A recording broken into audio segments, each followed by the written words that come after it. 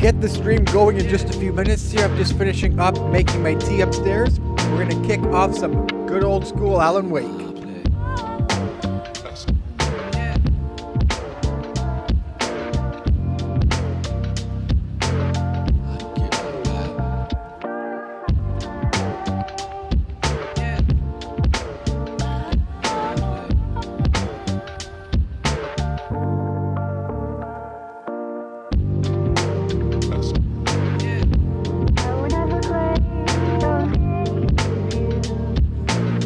I was first introduced to this game back on the Xbox 360 days. So we're going to dive into this right here on the PC, of course. Maxed out settings, beautiful audio setup, beautiful you name it. I'm just finishing up making my tea, and we're going to jump right into Alan Wake Part 1.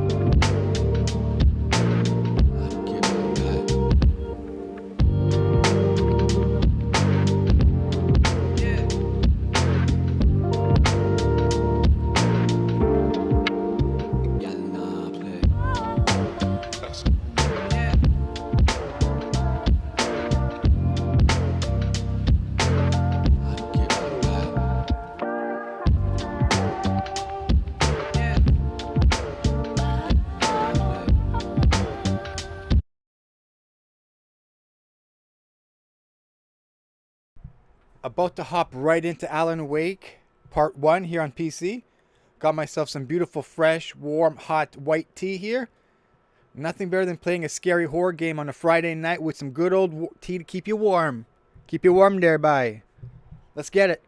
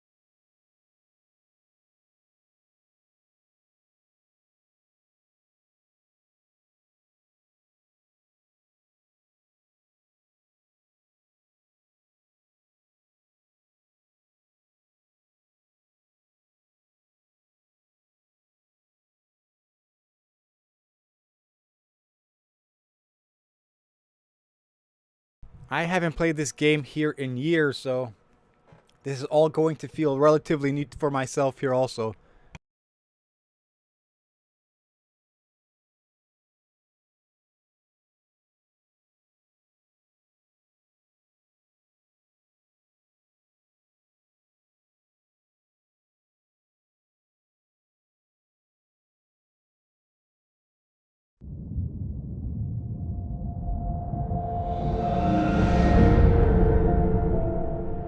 I'm also going to have to completely disable music due to copyright laws. I don't want to get this video copyrighted because of the licensed music taking place within this game here. So therefore I will have to completely mute and turn the music volume all the way down to 0. So keep that in mind. There will be no music throughout this gameplay here.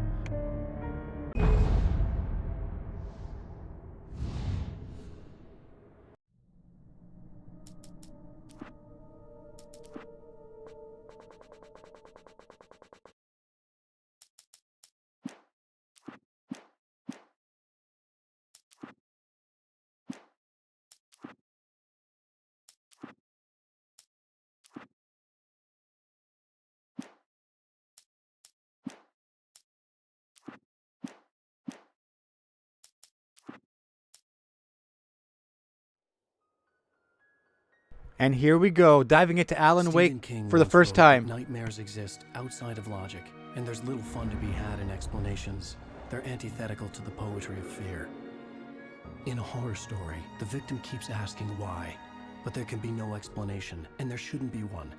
The unanswered mystery is what stays with us the longest, and it's what we'll remember in the end. My name is Alan Wake. I'm a writer.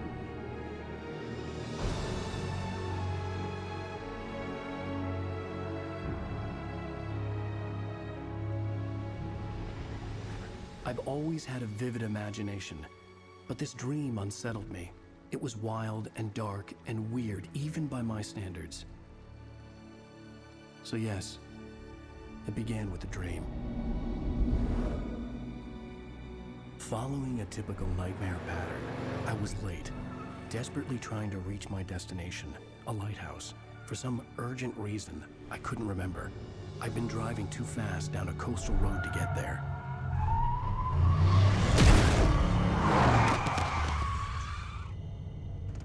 I'd seen the hitchhiker too late. Damn, you got taken out.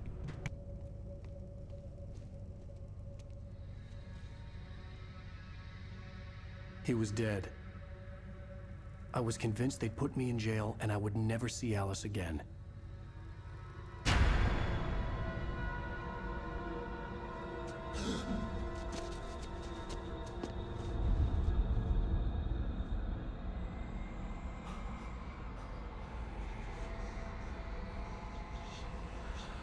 Suddenly, his body was gone. Episode I 1, was in The shock from Nightmare. crash. Let's I could get it. hardly stand my feet.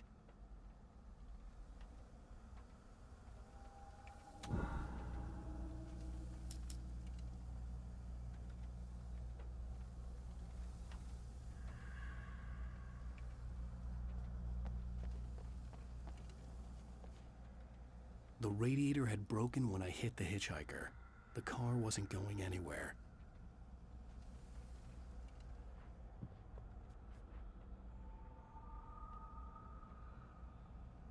These look like all of the books Alan Wake wrote himself. I had to go to the lighthouse. I knew there was something important waiting for me there. I was certain I had just driven from this direction, but now the road was blocked.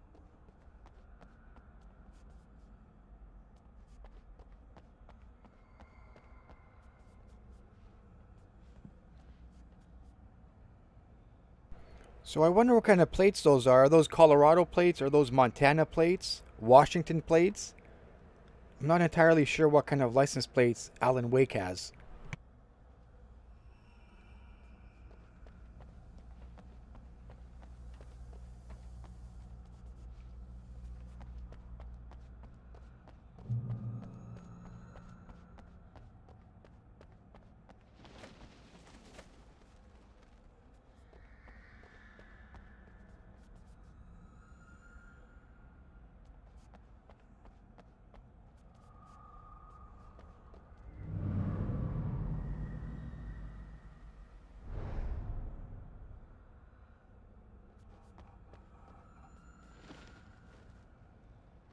So there's a road sign here saying Narrow Bridge, Hiking Trail, Rain Cove Point Lighthouse. And over there it says, Welcome to Night Springs, ladies and gentlemen. We are now within the municipality of Night Springs.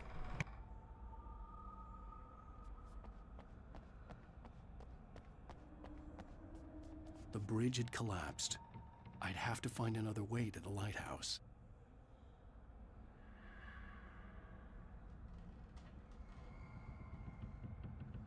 Welcome to the town of Night Springs, population 2,589.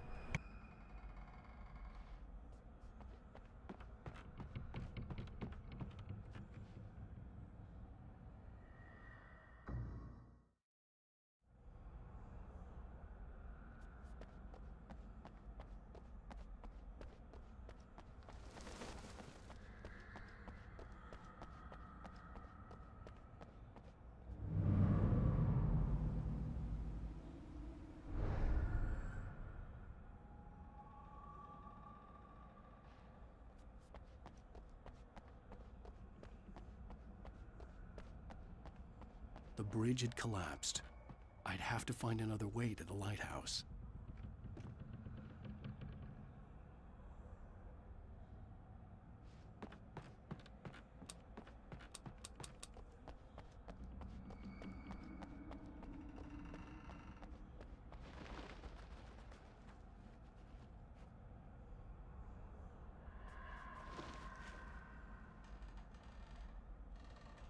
It looks like there is a missing poster of Alan Wake himself. He is staring right at himself in that missing persons poster, it appears to be.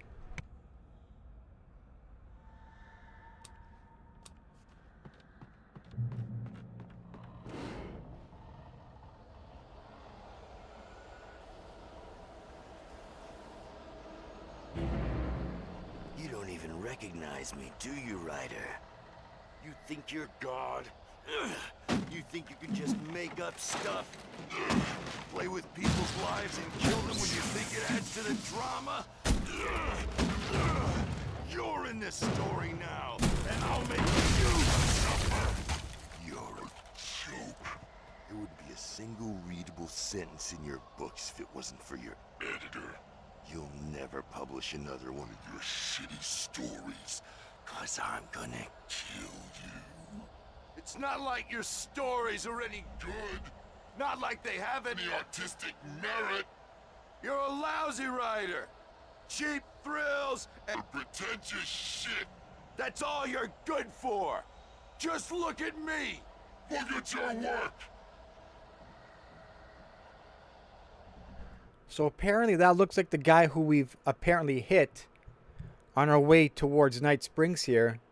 And somehow he spawned behind us at the car, came up to us directly with an axe in his hand, saying that Alan Wake himself is not a good story writer, and that he is out to get us. He wants to kill Alan Wake here. So our objective is get to the lighthouse.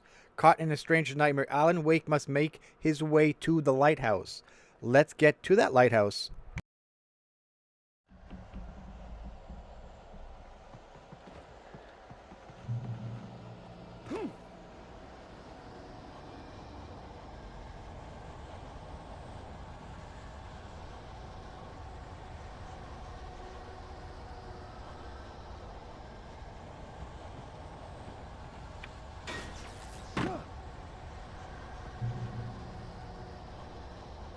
You missed your deadline! Damn.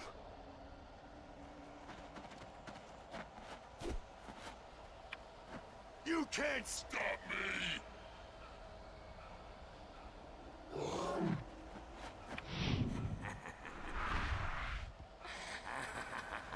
I realized that the hitchhiker was a character from the story I'd been working on. So Alan Wake's fictional characters here in his story somehow came to life. So he's breeded these guys himself by writing his stories. His books, I should say.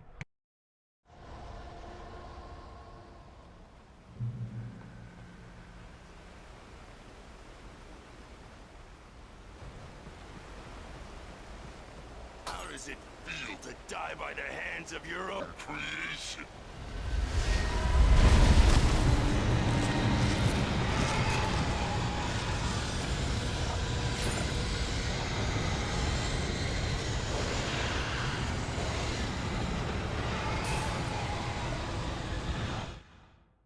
Unfortunately, Mr. Alan Wake doesn't seem to have a whole lot of stamina. He can sprint only for a few seconds before he drains his stamina, and he gets exhausted quite easily, it appears. Mr. Alan Wake.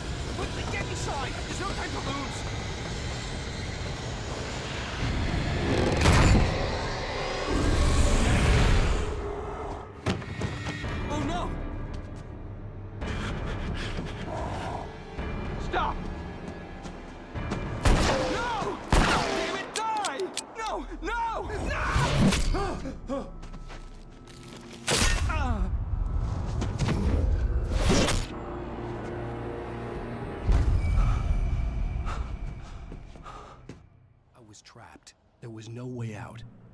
Now that was something.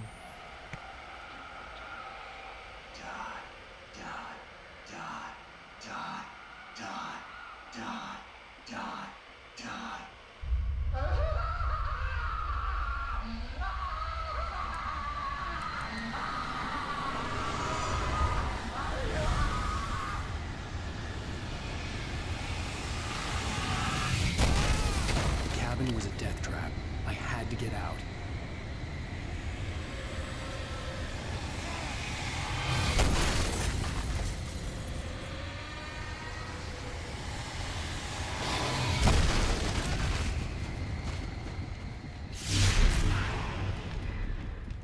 Follow the light.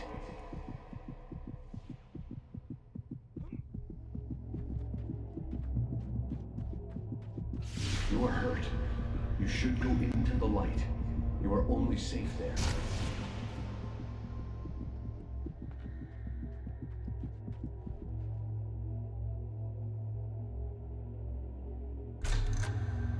Well done. I have something important to tell you. It goes like this. For he did not know that beyond the lake he called home lies a deeper, darker ocean green, where waves are both wilder and more serene. To its ports I've been. To its ports I've been. Do you understand? No. Follow my light. Sounds like he's talking about a ferry boat.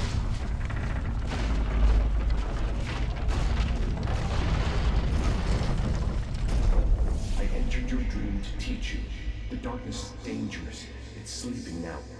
When it feels you coming, it will wake up. There's no time. I can only show you the most important thing.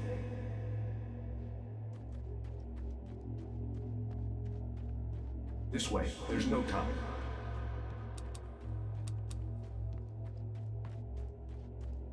You must follow me now.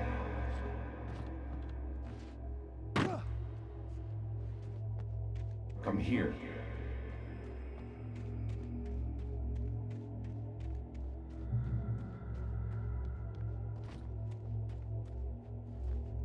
The hitchhiker has been taken over by the dark presence. You can't hurt him now. The darkness protects him from all harm. Only light can drive the darkness away and make him vulnerable again. Here, take the light.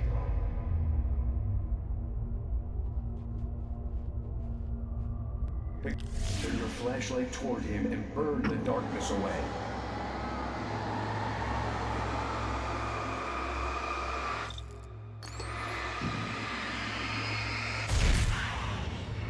You did it. Now the darkness no longer protects him, but it's still inside, controlling him. He can't be saved. He's still a threat. He is still your enemy. Here, take the gun. Pick up the revolver. Now you'll die.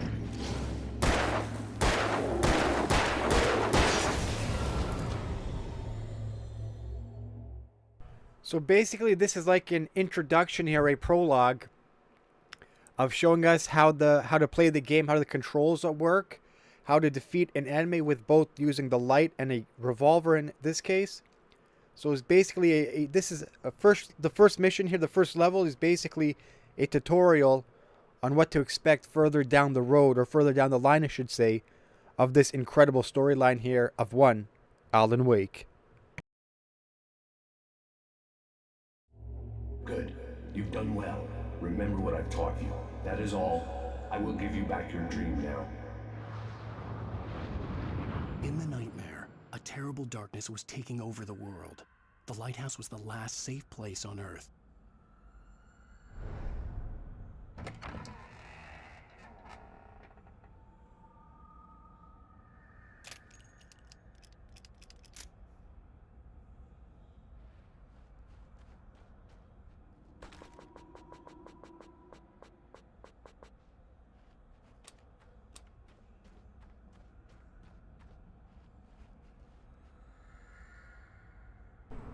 As old as this game is, I believe it first released in 2010, 2013-ish.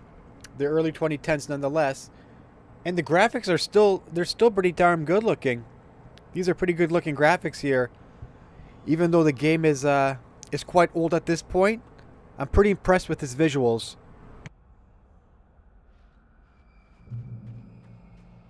You made me this way, and now I'm gonna kill you.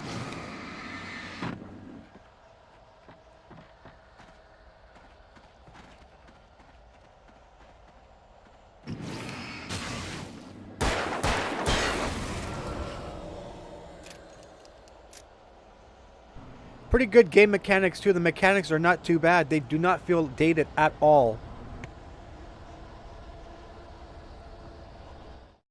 In fact, I will argue that visually, this game, as old as it is, probably still holds up and even looks better in some cases than modern AAA titles nowadays, believe me.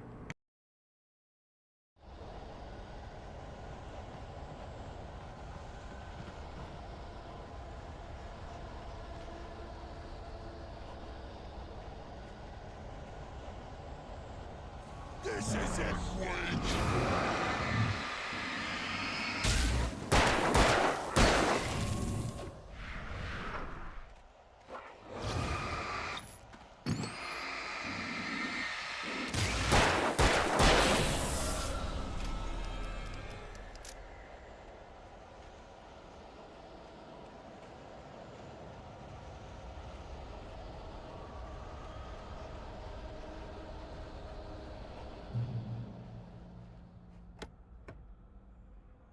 So yes, I believe this is a flare gun here. This should take out those dreamy enemies in one shot because it emits such a bright flare. And these enemies apparently are very prone, of course, to dying from the light itself. So this is a flare gun. We're going to pick that up. We're going to equip that. And it's basically a one-shot kill, I believe, towards these enemies.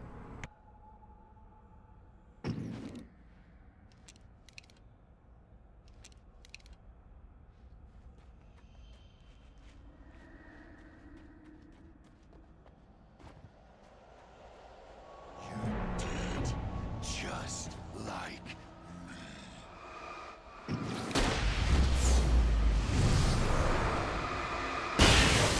So right there, that was a triple kill, trifecta.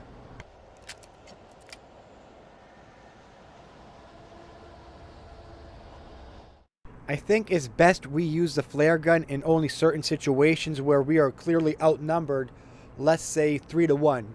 Rather than using a flare on just one single enemy, I think further down the road I'm going to use it when we got multiple enemies, when we are outnumbered, to take out a group of them rather than using it on one single enemy. That's sort of a waste in my opinion.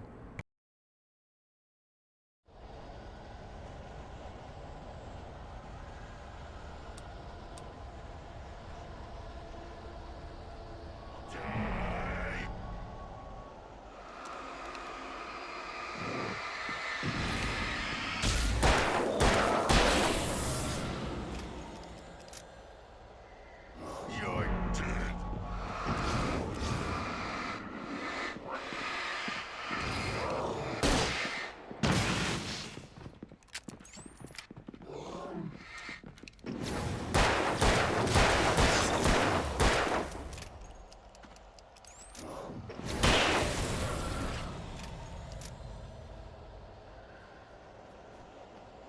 You can't stop me.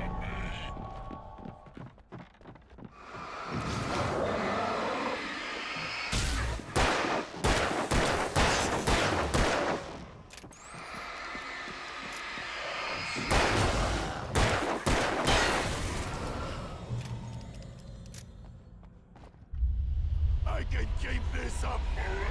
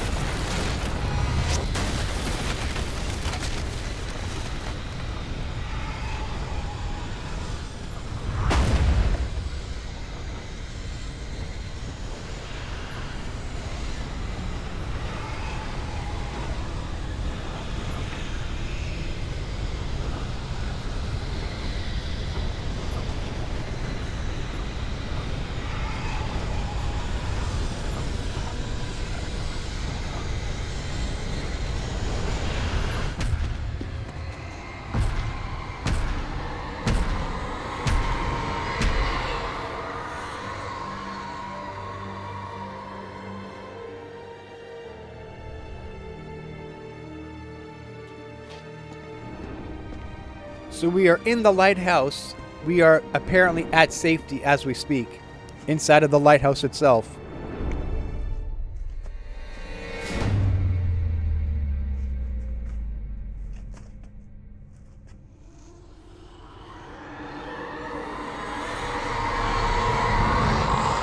He's here. Alan. That is a creepy voice, but I think that's Alan's wife. Shh, baby. Just Yes, they should wake up on a ferry boat. Everything's fine.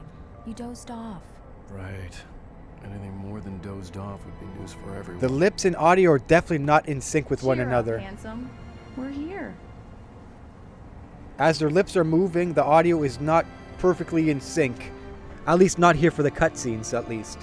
But let's hear and see what they have to say. Mr. Alan Wake and his missus here on board this ferry boat going towards Bright Falls? Yes, sir. Let's see what they have to say.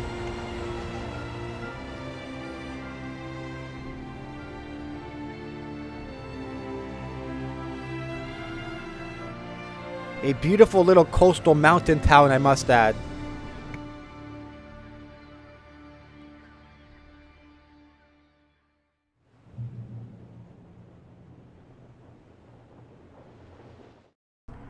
These graphics are holding up quite well in my opinion.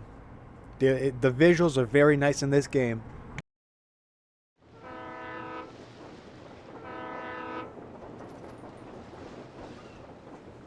Let's act like we're on vacation.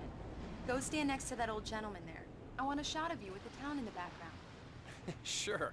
I'll even give you a title for the shot. A city boy, moments before he got eaten by a bear.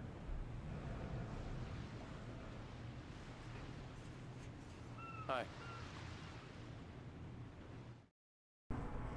So Alan's wife, his missus, her name is Alice. So Alan Wake and Alice Wake. Here's the objective. Pose for Alice. Alan Wake and his wife Alice are arriving to Brights Falls on the ferry, which appears to be a beautiful coastal mountain town here. The beautiful Rocky Mountains there in the background, just off the coastline here. Hello there. You picked a good time to visit our town. Deerfest is just 2 weeks away. Deerfest, huh? Did you hear that, honey? You have a lovely wife, if you don't mind me saying. I'm Pat Maine, by the way. Nice to meet you. Yeah, I'm Alan Wake. I won't pretend I don't recognize a famous writer such as yourself, Mr. Wake. A pleasure. I'm an avid reader myself. I hope this isn't too presumptuous of me, but I'm the night host at the local radio station. Any chance I could get an interview? Look, Mr. Maine, I'm on vacation. In fact, I'd appreciate it if we could keep my being here just between the two of us. I'm sure you understand. Fair enough. You can trust me to be discreet. Not a hard man to track down if you change your mind, though. I hope you two have a lovely holiday. Very nice. I got a couple of really good ones. And I see you made... Alright, so I was right at the very beginning of the game. These cars and trucks have Washington State license plates on them. So my best guess is Bright Falls here. This is a coastal mountain town in the state of Washington. So Brights Falls takes place in Washington State, according to these license plates here. Friend, that's cute. Right. Yeah? Hey, bestseller. How's my favorite writer? Are you there yet? Barry. Yeah, we just got here. Are the locals giving you trouble? Just say the word, and I'll hop on a plane and come make sure that you're left alone, Al. No, Barry, we're fine. Great, great. Just want to make sure you can relax and recharge. So, how is the place? Has it gotten your creative juices flowing? Barry, we're just settling in. Okay, Al. I'll call back later to make sure you're doing okay. And you call me if there's a problem, okay? Okay. Just looking out for you, buddy. Talk to you later. I love you too, Barry. Damn yuppies. You know he's going to be calling you every 5 minutes. Barry is Barry. I can always turn off the phone. What did I tell you? Let's see who has the last Text laugh. message from Barry. He says hi to you too. Yeah, my goodness, for a game title this old, I mean the graphics, the visual fidelity here in this game look very, very pleasing. It looks very, very nice. I'm pleased on how well this game has really held up graphically wise, visually wise over these years. Very nice looking game. Alan, we're here. Come on, let's get back to the car.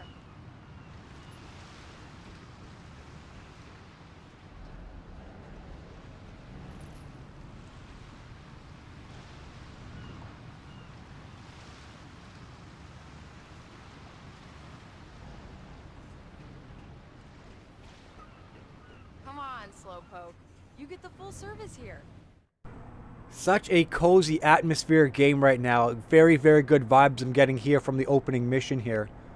Beautiful little coastal mountain town. They've got something called Deerfest, or the pickup truck hauling a big reindeer on top of it. Beautiful cozy vibes I'm getting here from the introduction. I've made all the arrangements. I drive the car. I'll even carry the bags. All you have to do is drag your cute butt into the car and enjoy the ride. Yeah, sounds like you've got a lazy bastard for a husband. Yeah, but I got a thing for him. Come on, you lazy bastard. Let's go.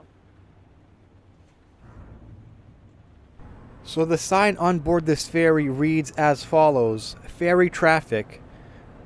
The Watery Bright Falls Ferry Line, departures every hour. Ferry operates from 7 a.m. to 10 p.m. 7 days per week. Please turn off your engine and put your car in park. This free ferry service is provided by the Bright Falls Chamber of Commerce. So that is a sign on board this ferry boat here. And it looks like we have arrived in beautiful Bright Falls.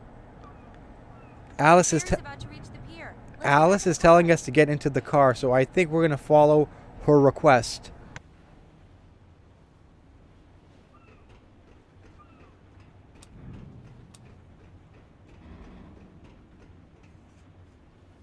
All right, honey, let's check out Bright Falls. Get in the car. Let's go.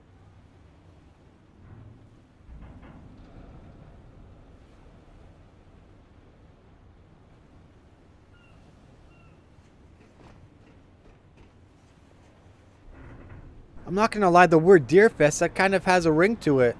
This should be interesting. Deerfest.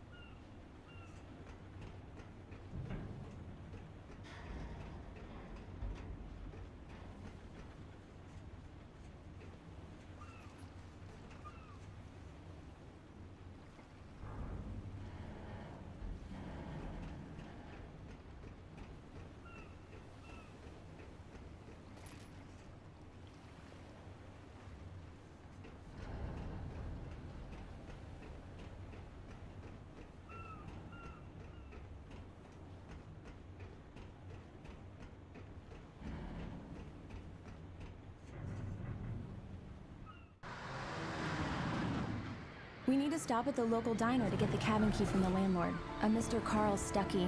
He's waiting for us. I'll go fill her up while you get the key. I'll pick you up here in, say, 15 minutes? Sure.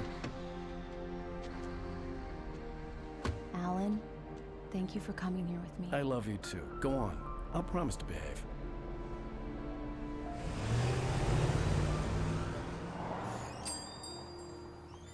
I'd forgotten there were still places like this.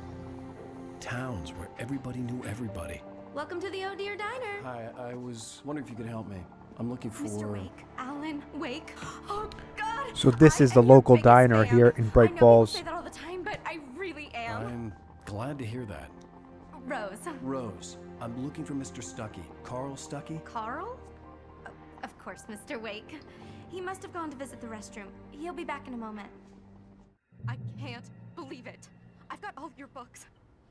I got the cutout from the bookstore when they took it out of the window. And you keep it here. Well, okay.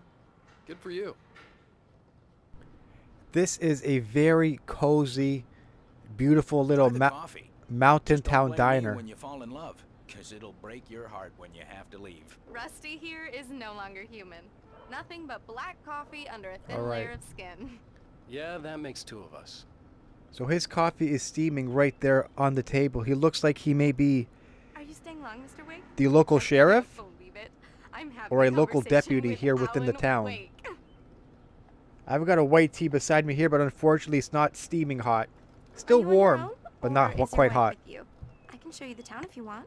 I get off work at 6. Thanks, Rose. This waitress here at the diner, Rose, seems to be very flirty with Alan Wake.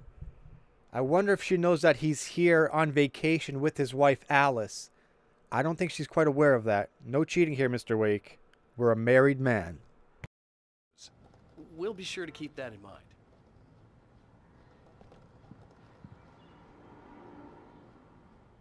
So here is a physical cardboard cutout of Alan Wake and the sudden stop, which I'm guessing is the name of the book he released here. Let's examine this closer. Right. So much for a quiet vacation. But I mean, this is a beautiful little diner here in town. In Bright Falls, Washington here. We need to look for a Mr. Carl Stuckey. He apparently is holding the cabin key we need to retrieve and head over to the cabin with Alan and his wife Alice. I think it's on a tiny little island, if my memory serves me correctly. So let's go ahead and find one Carl Stuckey here in the town's diner.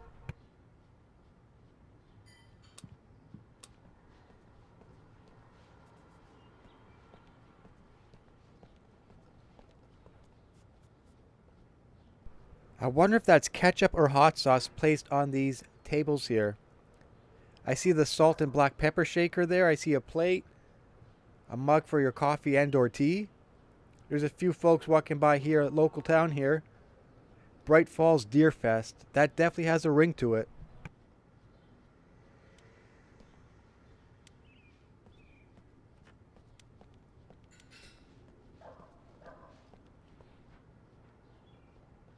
Now before we continue, I would just like to explore the diner just a little bit here. I need to explore.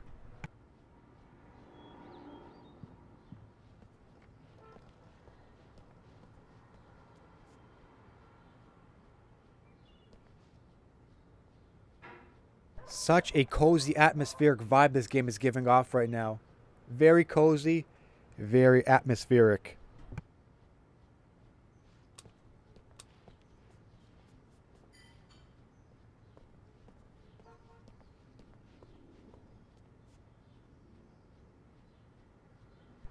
Do people even read the newspaper these days? I wonder if there even really are many newspaper prints actually still in business as of today. Do me a favor, Sonny. I could really use a tune right now. Coconut, number 6 in the jukebox. I'd do it myself, but both of my legs have gone to sleep. Bad circulation. Yeah. Are you serious? Coconut again? You disgust me. Call yourself a rocker. Unbelievable. Ha! So it looks like these two folks here are the local bikers here in Put town. the lime in the coconut. Drink them both up. Just because we're brothers, don't think I won't murder you in your sleep. So these two guys here, they are brothers, these two bikers. That's my favorite tune. Coconut. Shut your mouth, you demented has-been. If I had my hammer, I'd shut it for you. Jeez.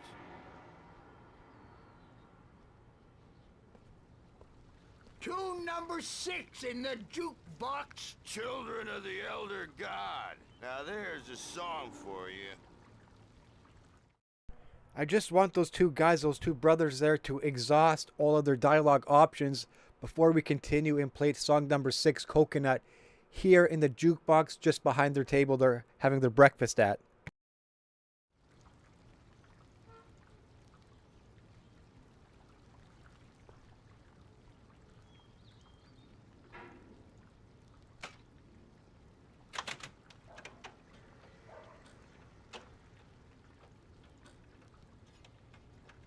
It does that. Get stuck. Yeah, you need to give it a good solid whack.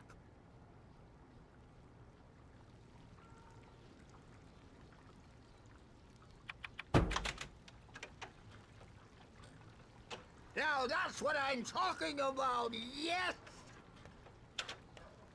This is it. I've died and gone to hell.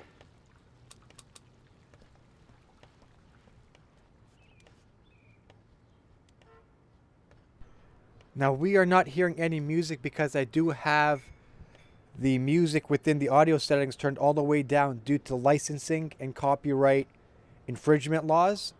So I do have to keep the music all the way down while we continue with our playthrough here.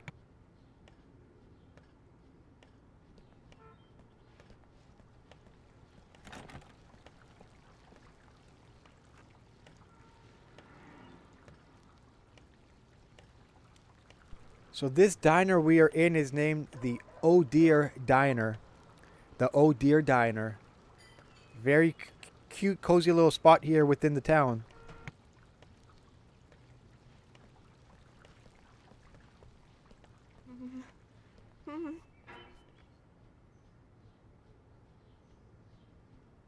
It looks like someone here is afraid of the dark. This older woman here, screwing around with the light switch. Meanwhile, the light in the hallway is flickering.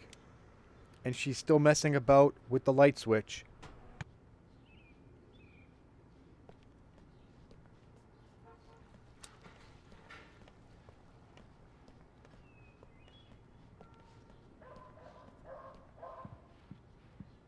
I wasn't ready to leave. I needed to find Carl Stuckey to get the key to the cabin.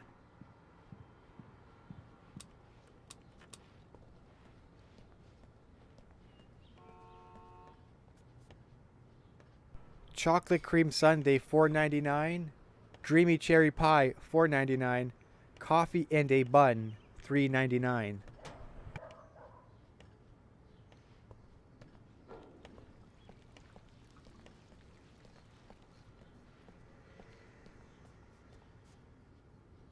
The all-American breakfast $8.99, a cheeseburger $5.99, beer, steak and fries $9.99.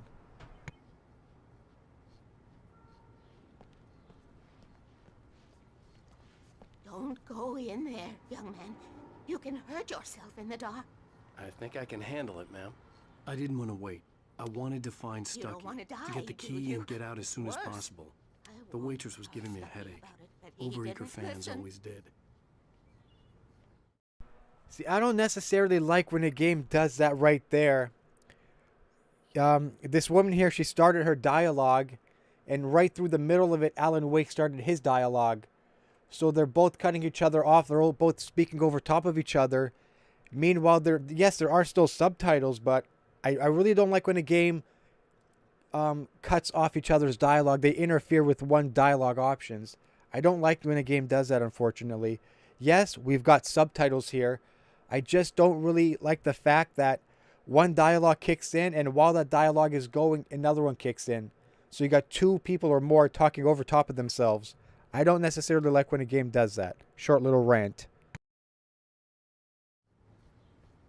I told Rose last week that she should change the bulb. This is what happens when you get sloppy.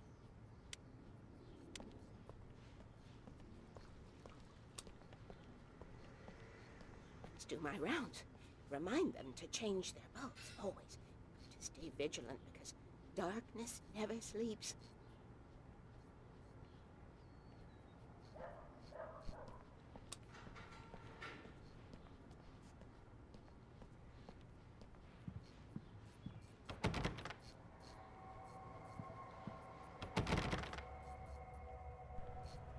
That little sound effect there when you approach a locked door, you're going to hear it in just 1 second here. That, to my ear, sounds exactly like the exact same sound effect Rockstar Games used in the original Max Payne game. That little subtle detail there within the audio here.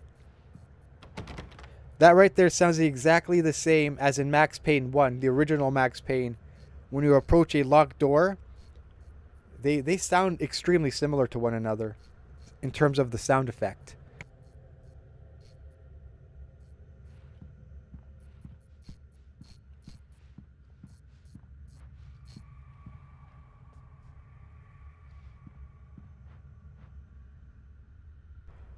As we got to the other side of this hallway here, the light completely stopped flickering and it's gone dark.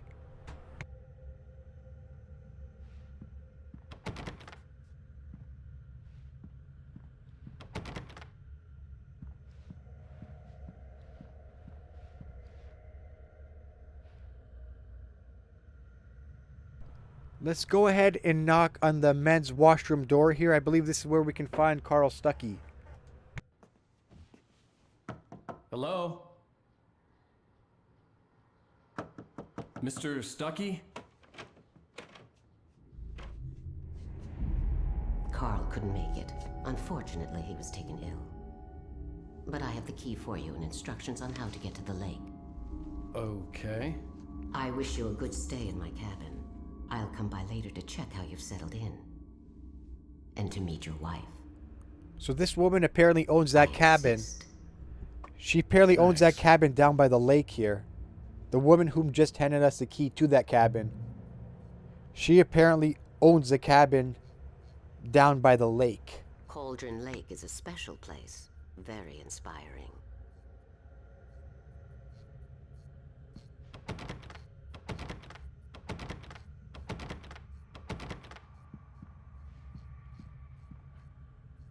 We are now I'm so happy this could be arranged.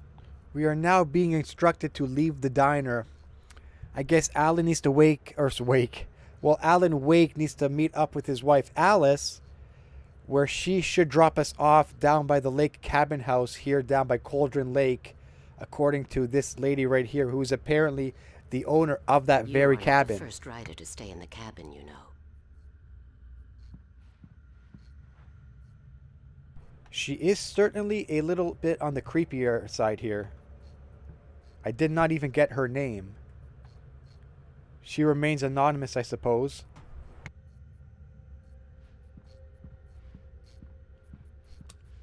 You should go.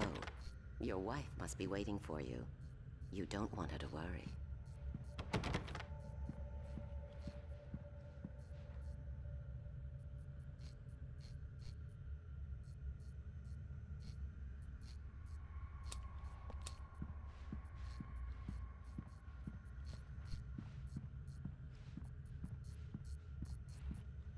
You got lucky this time, young man. You can hurt yourself in the dark. This really ought to be fixed, and then I must remind Sarah to change the lights at the station. It's been too long already. So she is holding a little lantern light in her arms there. Even though she is equipped with that lantern, she was still too afraid to walk down this apparently dark hallway here. Meanwhile, she's holding a lantern right there in her arms.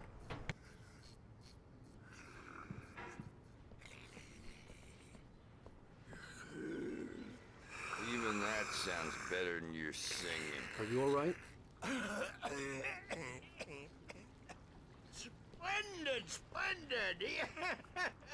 Damn hernia. It swells up like a balloon if I lift anything heavier than a spoon. Yeah, splendid, splendid. It's been a long time, Tom. Good to see you. Hey, you wouldn't happen to have a bottle on you, would you, Tom? I wish. I wonder why they're calling Alan Wake Tom. He never formally introduced himself to these two guys here on the table, these two brothers here. Yet they're calling him Tom. That's odd.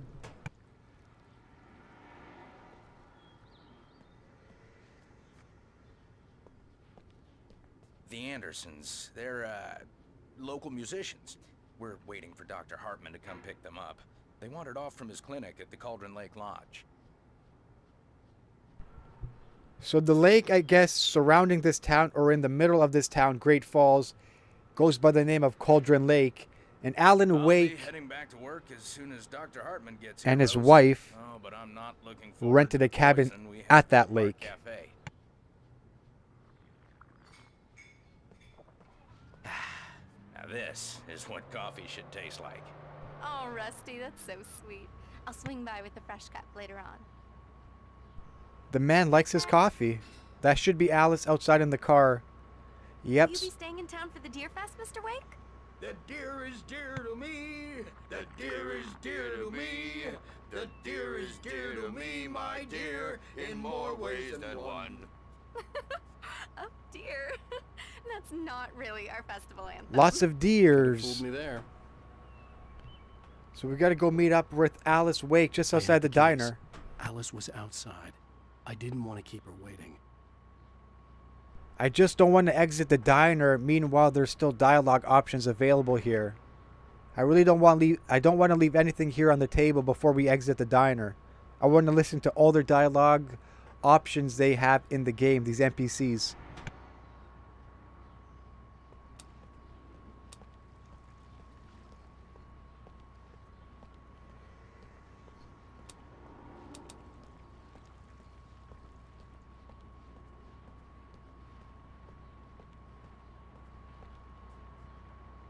And it looks like we're going to leave the diner and go to our wife Alice, who is sitting right inside the car outside the diner. Bye, Mr. Wake. He should say bye to her now, shouldn't he?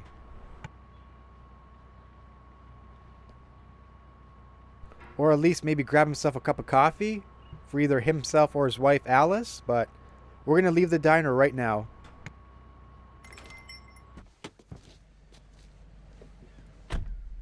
Mission accomplished. The key and the directions. My hero. I got some flashlights, just in case. Hey, wait! Mrs. Wake! Your keys! Maybe we're going to a different cabin now. He has the That diner was keys. a real nut house. Oh, I'm gonna shut up here for a sec. Can you believe this place? This would make a wonderful setting for a book. We're supposed to be on vacation, Alice. I'll figure it out when we get back home. Okay? Okay. We can talk about this later. Batman here on KBFF. I didn't want to talk about it. I wanted to bury my head in sand. Here's another one of my favorites to go with it. Once upon a time, I was a successful writer, but that was a long time ago. I hadn't been able to write a word in 2 years, not since my last book. And now the weather. It's gonna be a clear night, so you folks in the big city might want to look up every once in a while, see those stars winking down at you. It gets pretty What dark a out beautiful here, but location. they'll let Oh you my rain. goodness. Take a good look at that view, at that cabin where it's situated, folks. This would make a great setting for a book, as Alice attended to. Oh my gosh, look at this! Diver's Isle. Wow. It's gorgeous out. That is absolutely beautiful. Don't worry, honey. I'll get you inside safe and sound before it gets dark. And I've got the flashlight. I know. I'm okay. Alice had a phobia. The fear of darkness. I wanted to make sure we were inside with the lights on before sunset. Okay, so Alice is apparently afraid of the dark. Alan is, of course, Are you sure you equipped read with the directions flashlight. right? It's nothing like in the brochure. It said near the lake, not on it. Don't get me wrong. This is so much better. It's wonderful. Our own private island.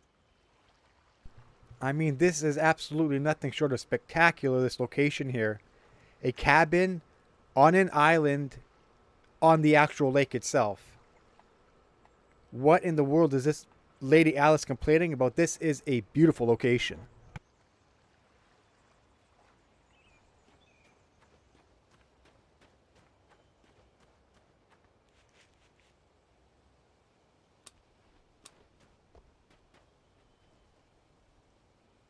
Absolutely just beautiful.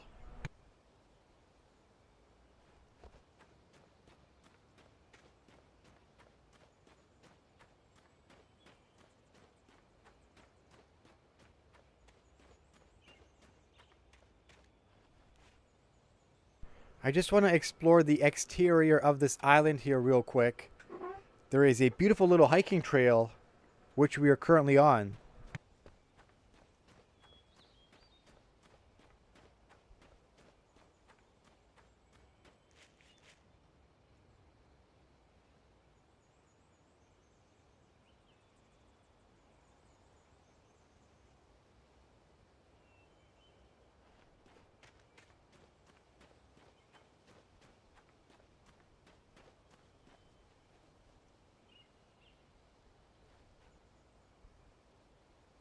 That is absolutely picturesque. And there's even a house further off in the distance down there. It looks like it's not necessarily on top of a mountain, but it's definitely further off in the distance than not on the lake.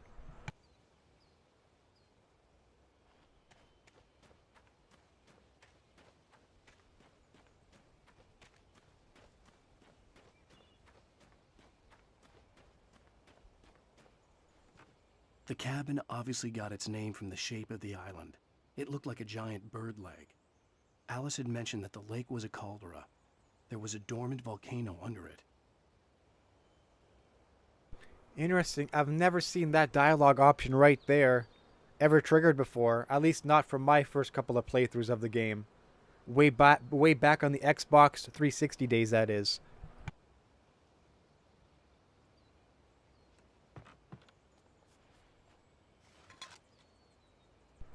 Was that a little Easter egg there? The coffee thermos.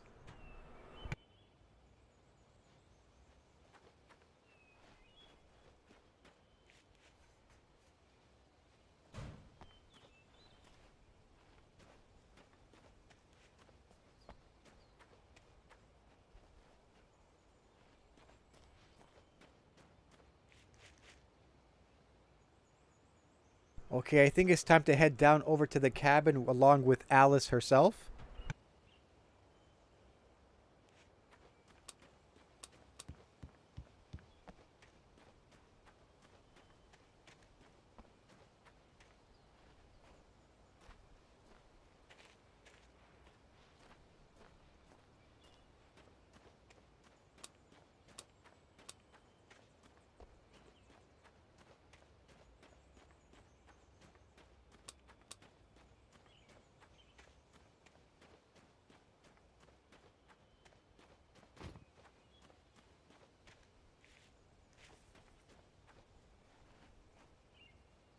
That makes for an excellent screenshot right there.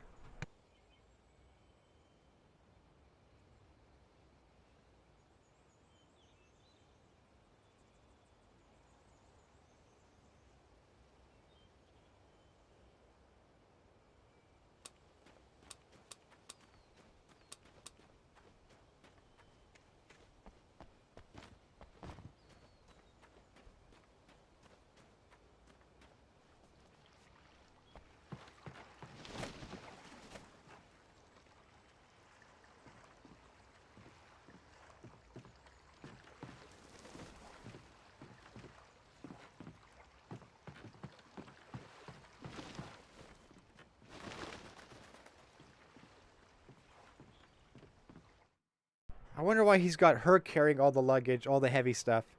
His hands are empty and she's struggling carrying that duffel bag, whatever's inside of it.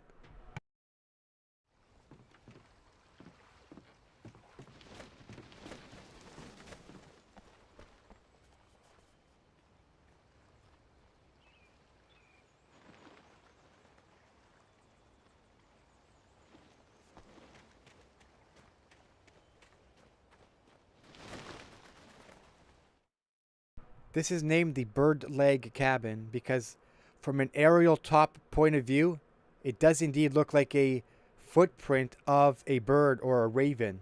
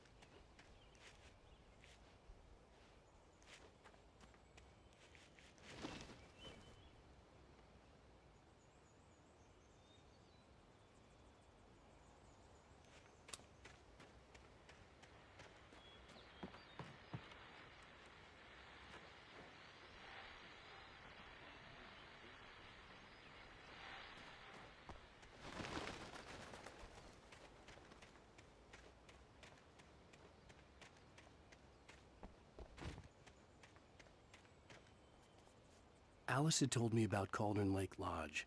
The old building used to be a hotel, but these days it was no longer open to the public. So that one building off in the distance is called the Cauldron Lake Lodge. We first noticed that when we're pulling into the driveway of this place. Very, very, very beautiful.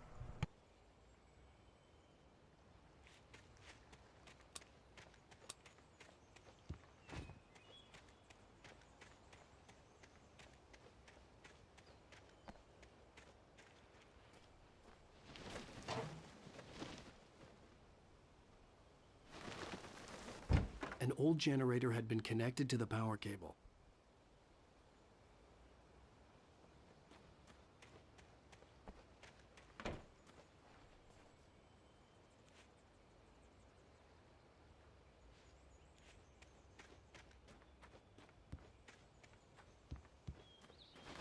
The power cable goes to that shed over there.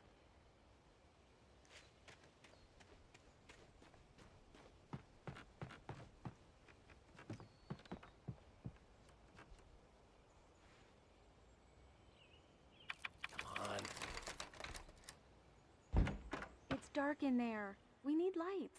Can you figure out how to get the power on, honey? Sure thing. I'm on it. So she will not enter the house unless we get that generator up and running. Which she can wait for a little bit. We're going to do a little more exploring here. There's probably a fuse box or a generator in the shed.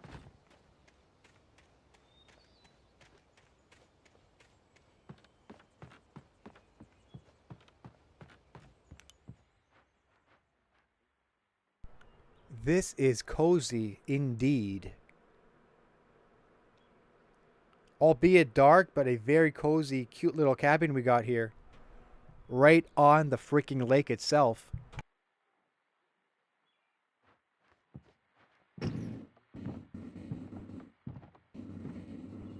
Hello? Anyone here? A shoebox filled with books by Thomas Zane sat on the shelf. I'd never heard of him before.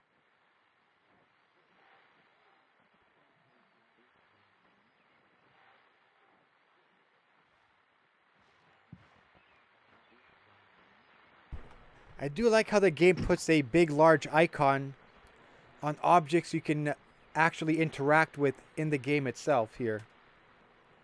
Not all games do that. I like how it's very apparent that, hey, look, this is right in front of you. You can go and interact with this so-called object here. I like how this game adds that in its perspective here.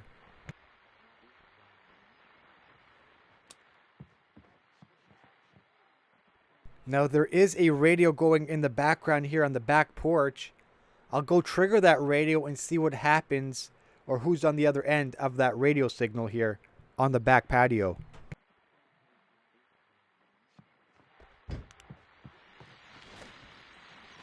The Deer Fest guests have already started to arrive. Just ran into one on the ferry. A famous artist, no less, but we'll see if we can rope him into an interview later on. Now, let's go to the phones. Caller, you're on KBF-FM. Hi, Pat. It's Rose. Why, hello, Rose. What's on your mind? I know who that famous artist was. It was Alan Wake, wasn't it? He's my favorite writer. Well, Rose, I just saw him at the diner. Oh, I am so excited he's here. I'm sure he's glad to be here, too. Well, folks, I guess the secret's out. This is Pat Main on KBF-FM. And now, some music. Great. So much for keeping a low profile. That woman Rose over back in town at the Deer Diner there, the Oh Deer Diner it was called, she's absolutely drooling over the fact that Alan Wake himself is in her town and he was actually inside of her diner. She's absolutely drooling over the guy.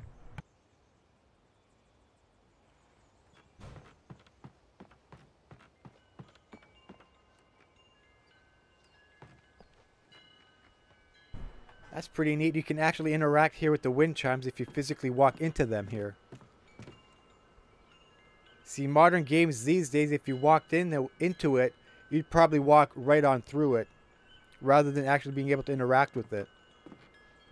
It's just tiny little attention to details like that, which make a video game that much more enjoyable while playing.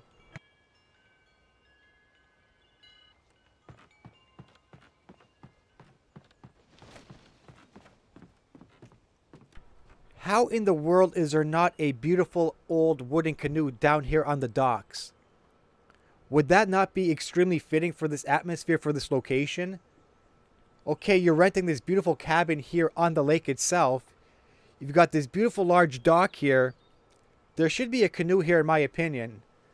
Not necessarily a power boat, but they should have placed a beautiful wooden canoe here, or a kayak for that matter, with paddles, with wooden paddles or fiberglass paddles, so you can just take a little stroll on the lake itself. Light up a campfire, have your missus wait there for you, go for a little stroll here on the lake, either on a canoe or on a kayak. That in my opinion would have been very fitting. They should have added that here on this empty plain dock.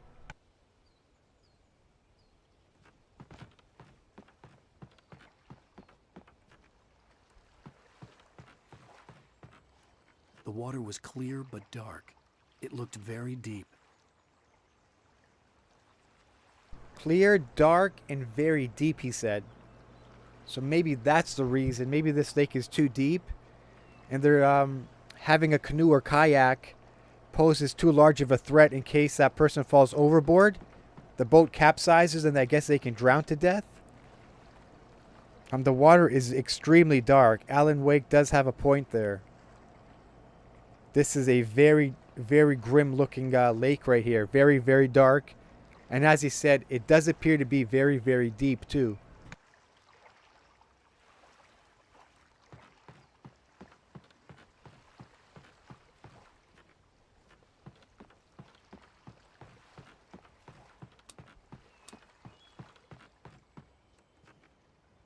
But I still would have liked to have an option for a canoe or kayak here, even though the lake itself looks very, very grim looking.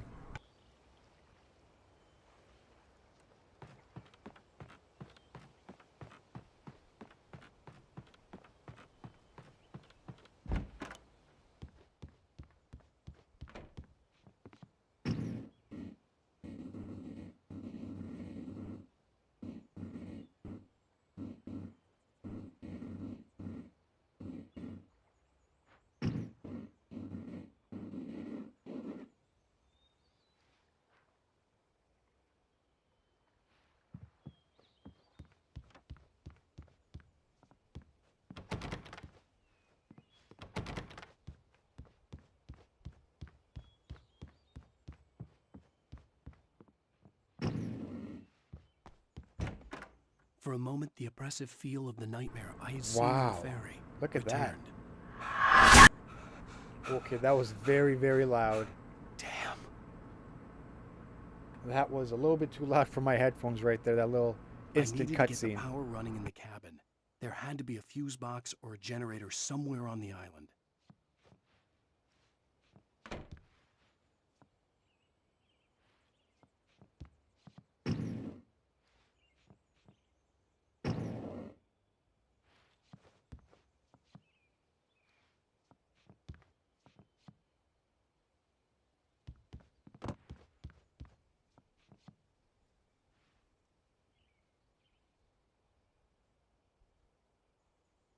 That is a very creeping looking photograph there.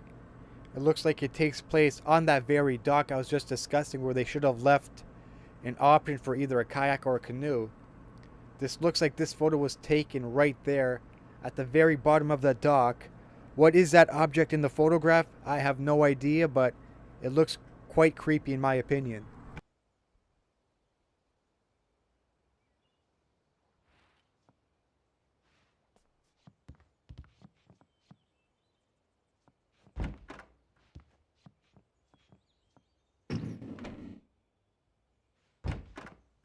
The cabin looked like a time capsule from the 60s, or even earlier. I think this is a wonderful looking cabin right here. We got the... But I'm not sure who places their bed up against a fireplace mantle. That doesn't really, that doesn't make a whole lot of sense to me. A bed literally pushed up against a fireplace mantle. That I haven't ever seen before.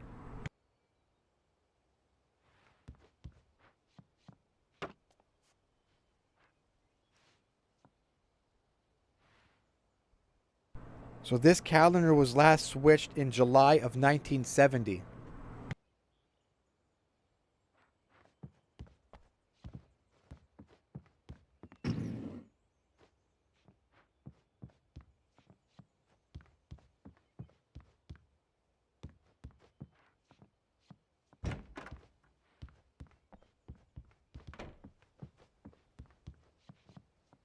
I guess we'll go ahead and grant Alice wishes there, and we should go and turn the power on to the generator. That should power up this wonderful little cabin we have here.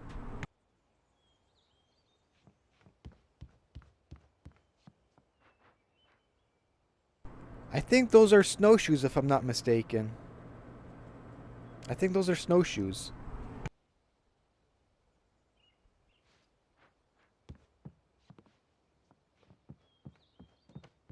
We need to get the power running before we go inside, Alan.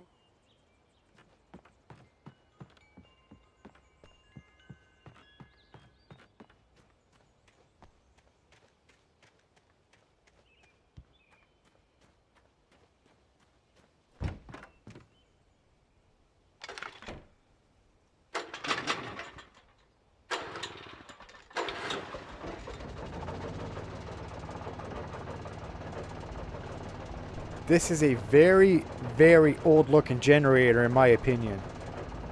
Old, rusty, but she still is kicking.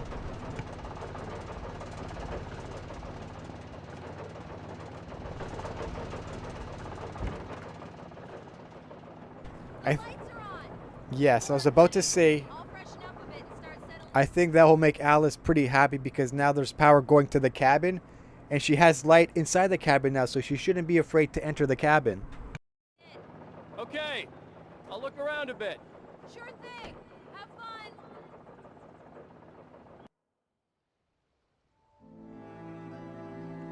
It was a beautiful place. I told myself I could rest here, sleep here, and forget about my work.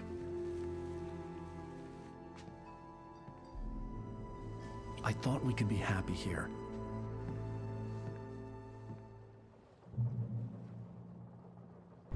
This game is kind of sort of giving off vibes of an old PlayStation 4 game I played way back in the day called Until Dawn. That was a very cinematic game, however, this one not quite as cinematic, but kind of sort of giving off Until Dawn vibes in my opinion here.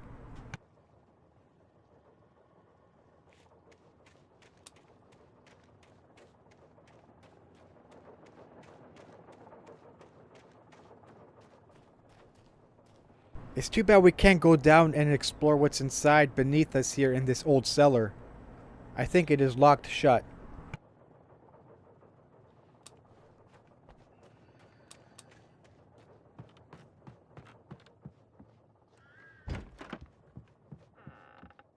Alice? Honey?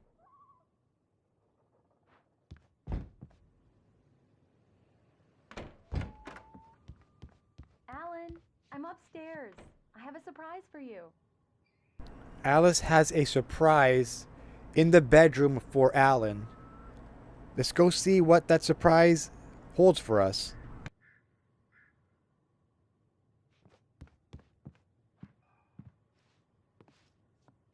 Alan, come here, slowpoke. I'm waiting. I think those are Alan's jeans up here on the stairway here. Those certainly do not look like women's jeans in my opinion.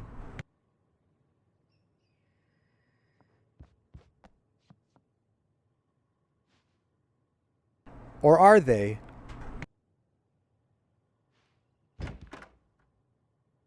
Surprise! Alice?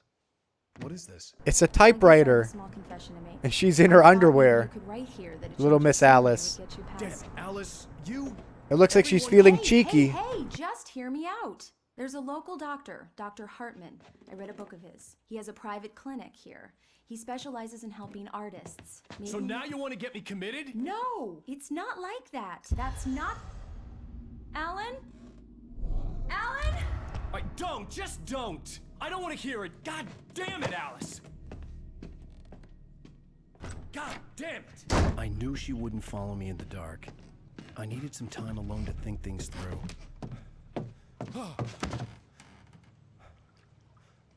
He is not very happy that she brought him a typewriter. She wants him to continue writing, but he did not go there to write. So they're not seeing each other eye to eye here on their vacation here. He still should not have left her like that in the dark. Alice? He sort of stormed away from her. Alice! The cabin had gone dark. All the lights were out.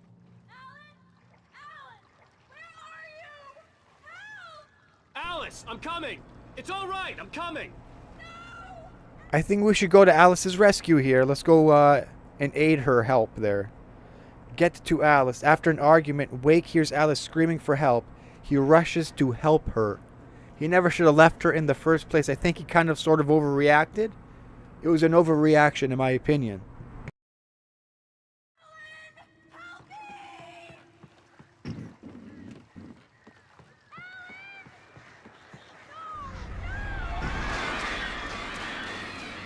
What the hell?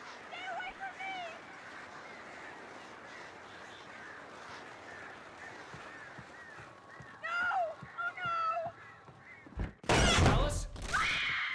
Alice?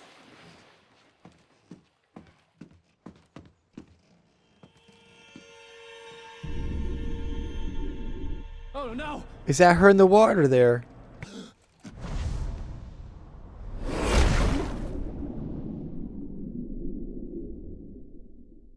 Keep going. Wake up. Alice?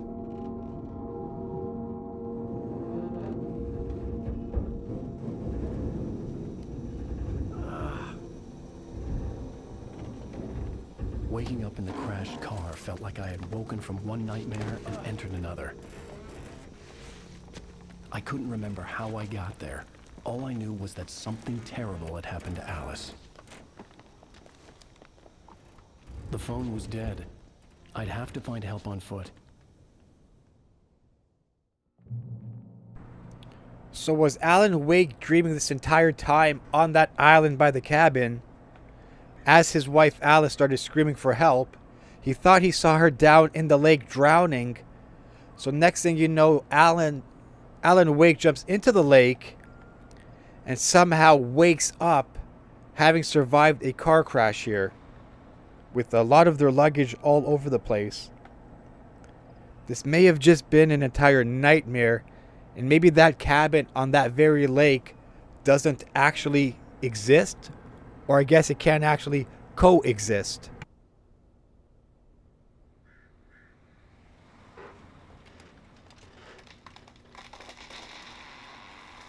Among Alice's things was a book, The Creator's Dilemma, by a Dr. Emil Hartmann.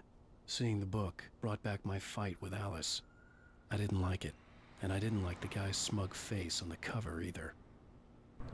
So now my question is, where in the world is Alice? Is she still on the island? Did she drown? Or is she still in the cabin? So let's see what our objective is here. It doesn't tell me the objective. So I guess we just got to get up on foot and find help, I guess.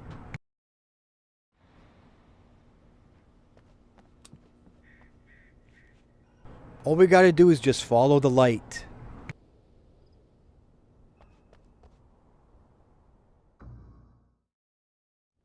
And make sure not to fall off the cliff either. Among Alice's things was a book, The Creator's Dilemma, by a Dr. Emil Hartmann. Seeing the book brought back my fight with Alice. I didn't like it, and I didn't like the guy's smug face on the cover either.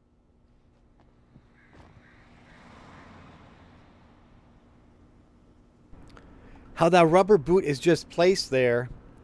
It reminds me of an older movie called I Know What You Did Last Summer, when they crashed into the fisherman and all that was left there on the roadway wasn't his body, it was a bloody rubber boot just left there, sat in the middle of the road here, or there I should say.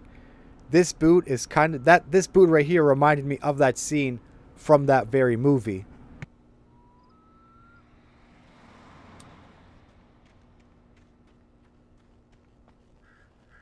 The gas station was my best bet. They'd have a phone I could use. It looked like a long hike through the forest to get there. So we got to safely reach that gas station not too far off into the distance there. We got to, I believe, travel down this hill here, down this mountain, and make our way towards that gas station down there, off not too far in the distance.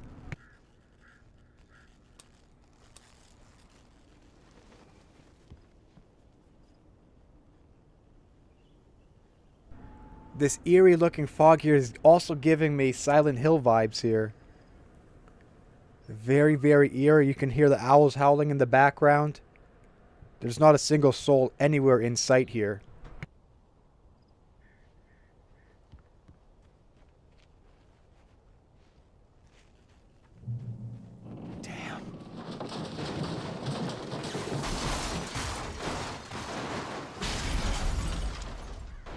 Down goes Alan's Lincoln.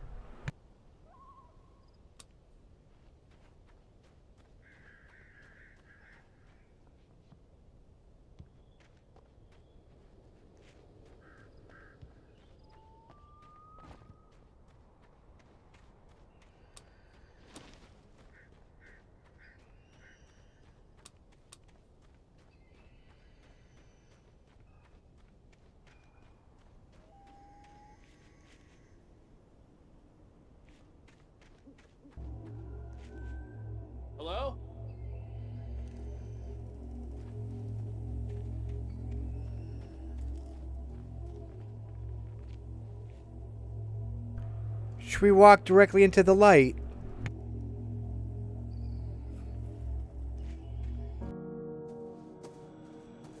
Hello? Is someone there?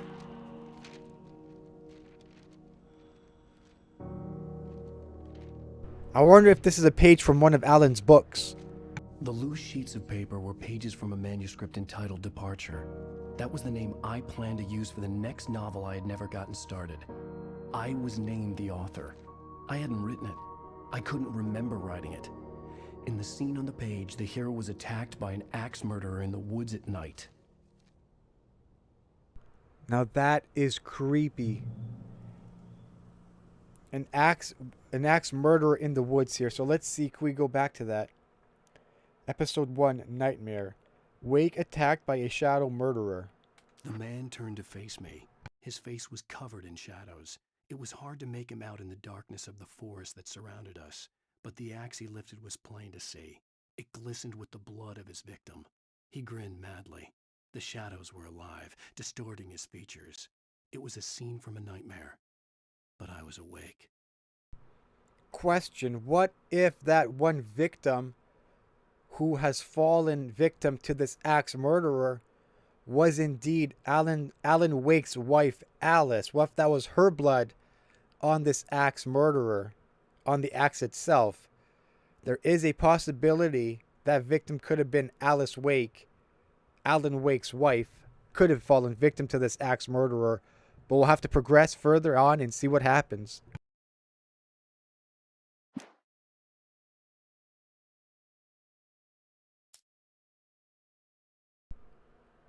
I guess we can read these here? Episode 1, Nightmare, the title page of the manuscript. Let's see what this one goes about. Departure by Alan Wake. So we're just going to skim through these and see what kind of dialogue it has to offer here. The man turned to face me. His face was covered in shadows. It was hard to make him out in the darkness of the forest that surrounded us, but the axe he lifted was plain to see. It glistened with the blood of his victim. He grinned madly. The shadows were alive, distorting his features. It was a scene from a nightmare, but I was awake. The Taken stood before me. It was impossible to focus on it, as if it stood in a blind spot caused by a brain tumor and eye disease.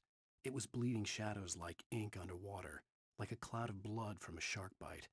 I was terrified. I squeezed the flashlight like my life depended on it, willing it to stop coming any closer. Suddenly something gave, and the light seemed to shine brighter.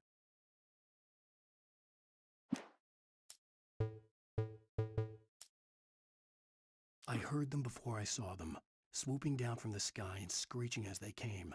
I spun around just as the cloud was upon me. For an instant, I stared into 100 dead eyes, black pearls glittering in the darkness. I raised the flashlight and the swarm exploded like fireworks. Feathers burned, turned into ash. I couldn't hear my scream above theirs. At first, I kept finding the pages as if by accident. The book I couldn't remember was either a terrible and true prophecy or an act of creation that had rewritten the world. I began to hunt the pages feverishly, for they held the answer to the mystery. With it, I could save myself. With it, I could save Alice. Okay, so apparently Alice, she is still alive, according to these manuscript pages. I stepped into the gas station's garage. It was dark and quiet. The place was a mess. It looked like someone trashed the place, or that there'd been some kind of fight. Light spilled into the room through an open door at the back, and I made my way toward it. Without any warning, I was blinded by a bright light. An old portable TV on the shelf had come alive by itself. Impossibly, I could see myself on the screen, talking like a madman.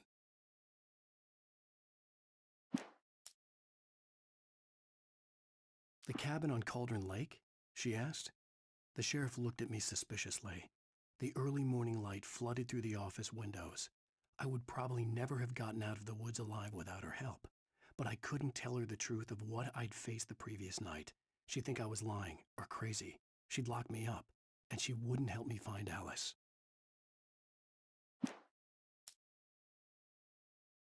Stucky spat on the garage floor and tried to shake the cobwebs from his head. Ever since the couple never showed to pick up the keys, things had been fuzzy. Something, a feeling caught his attention. Stucky looked up and stared as his brain tried in vain to process the horror before him. He stumbled back, knocking over a can of oil. A black pool spread across the floor while he struggled for a brief moment, then let go as the unrelenting darkness engulfed him. Rose knew she had been gushing, but right now she didn't care. As far as she was concerned, her brief meeting with Alan Wake was literally the high point of her life. She watched as he got in the car with his wife. She was pretty, confident, at ease with Wake. Not like Rose. They were perfect for each other. She'd have given anything to be called their friend.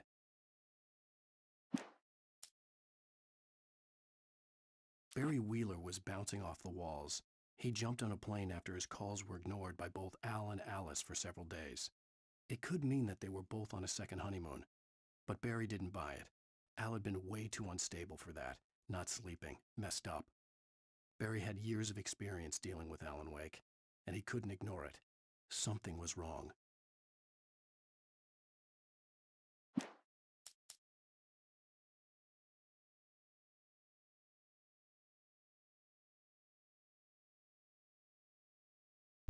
So it looks like those are all the manuscript pages we have.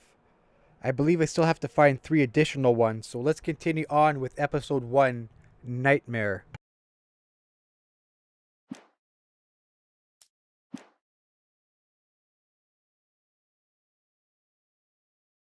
So our current objective, reach the gas station. After waking up behind the wheel of a crashed car with no clear memory of what has transpired, Wake heads for a gas station in the hopes of finding a telephone.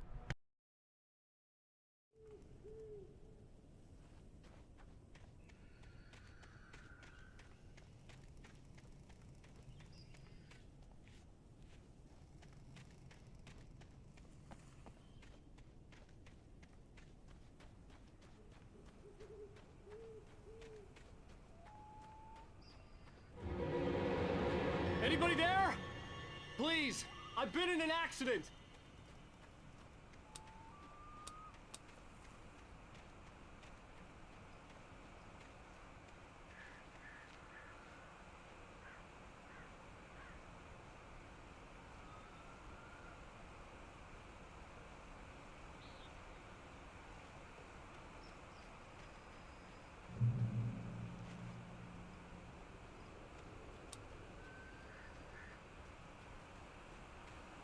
The lights up ahead were a good sign. Maybe I wouldn't have to hike all the way down to the gas station to find a phone. This looks like an old logging factory here. Bunch of logs, you got a cutter here, you got a crane. Maybe it has something to do with logging, I guess.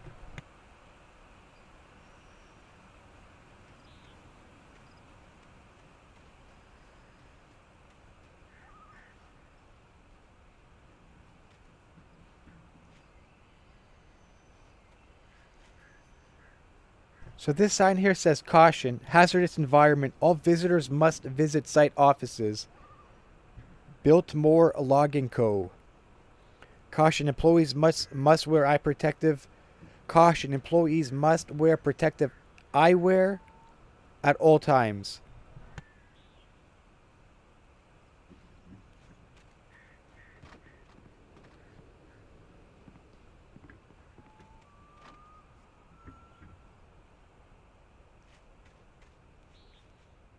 This is a very eerie and creepy, which appears to be abandoned, logging site here.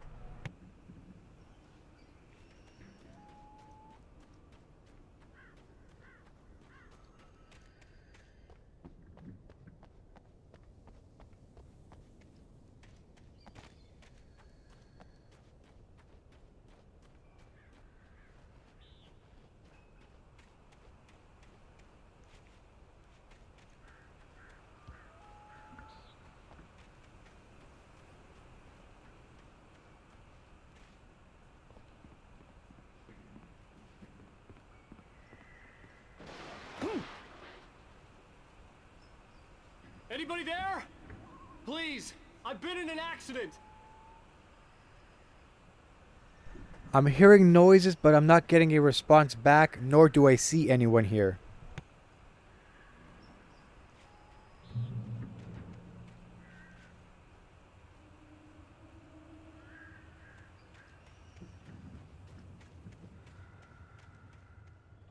Hey! Hey, you! Phil! There's been an accident. I need help. Listen, Deposit. I need to... Premium cabins for rent in... Oh, hell. Carl Stuckey. Pleased To meet you. Non-refundable reservation deposit required. Fair and square.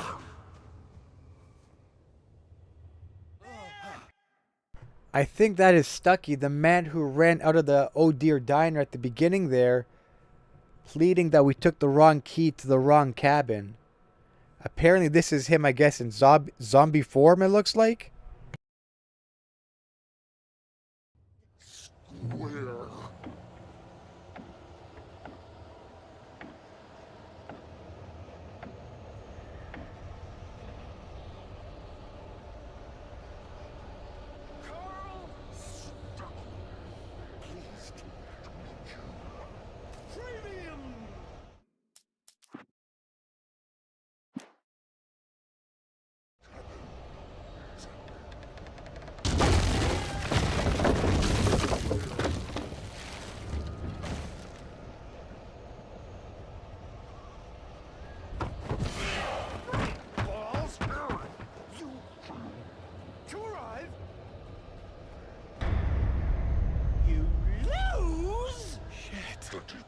square. It's the latest thing!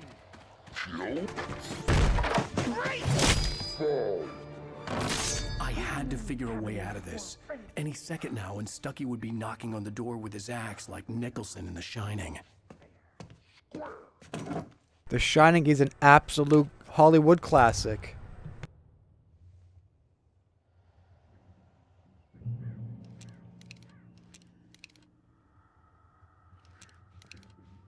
I wasn't about to open the door, as long as I was liable to catch an axe with my forehead.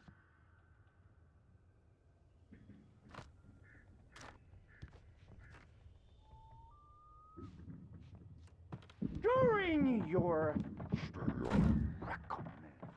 trying walking, it's the latest thing.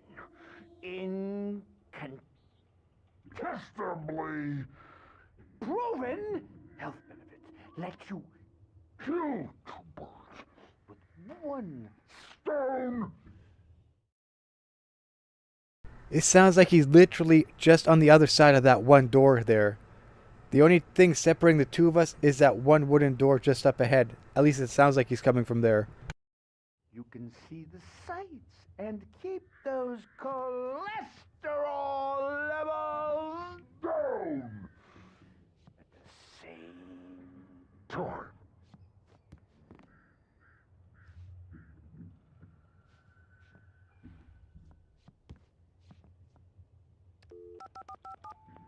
Yes. Bright Falls Sheriff's Station. How may I... Hello? Hello? Down goes the phone line and transformers. This is bad.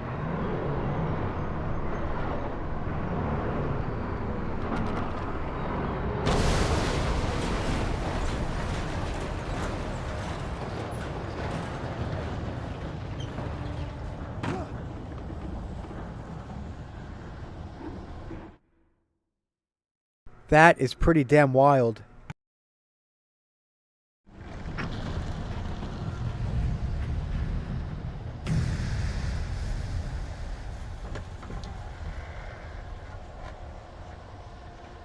There were more of them.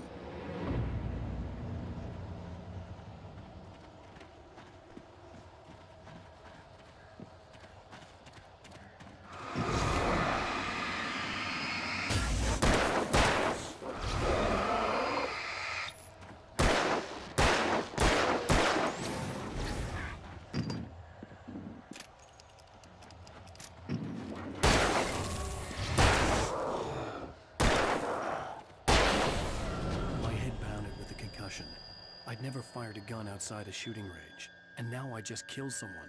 Or something. There were no bodies. They just disappeared. If I was dreaming, it felt real enough to make me sick.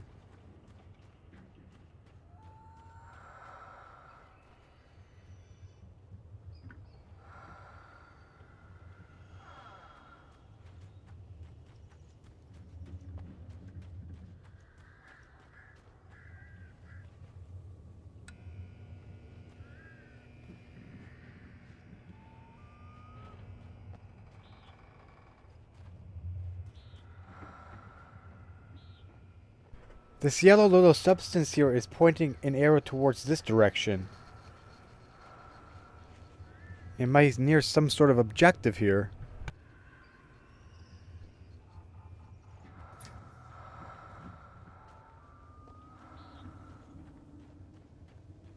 Eerie hand-painted graffiti was revealed by my flashlight. Someone had hidden a chest of supplies near it. Okay, so those yellow paintings represent and will eventually lead you to a little loot. Which is this right here, I suppose. This little, this chest full of goodies. Let's find out what's inside.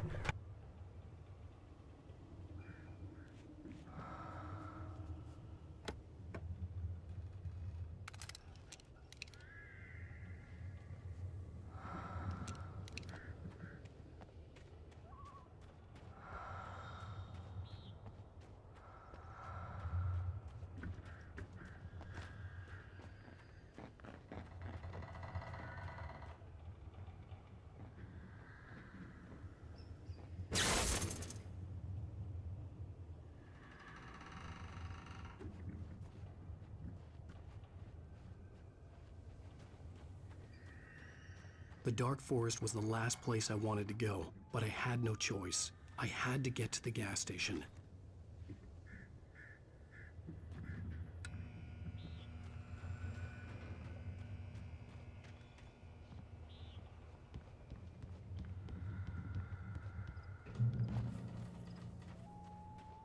It's rabbit season.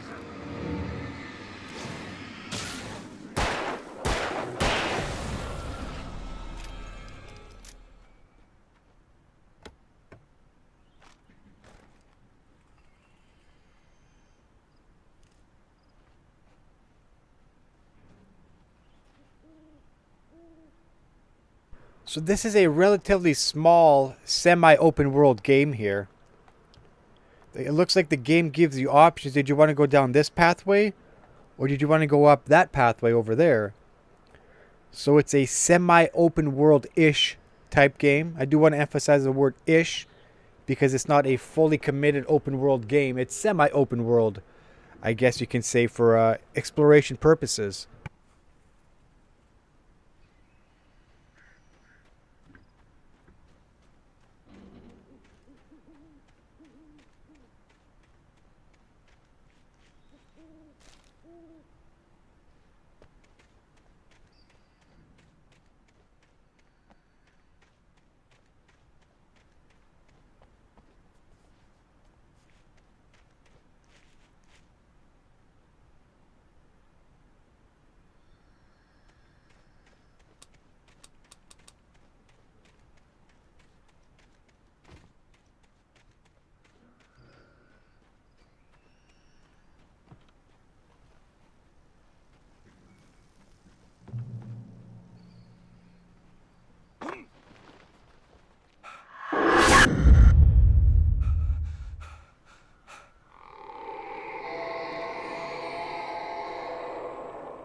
What the hell was that?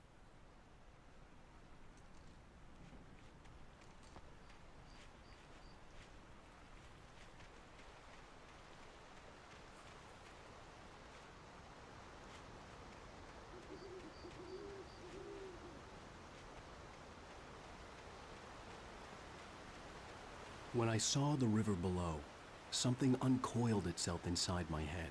I realized that I'd have to find a way across. I didn't even want to look at the water. Can you imagine we approach this little crossing here, and out of nowhere, Alice's body washes up ashore right beside us? That will be some way to discover his wife's dead body, if she is indeed dead. Let's say, for example, we're crossing this and then her body just washes up ashore right beside us. That would be a little bit creepy.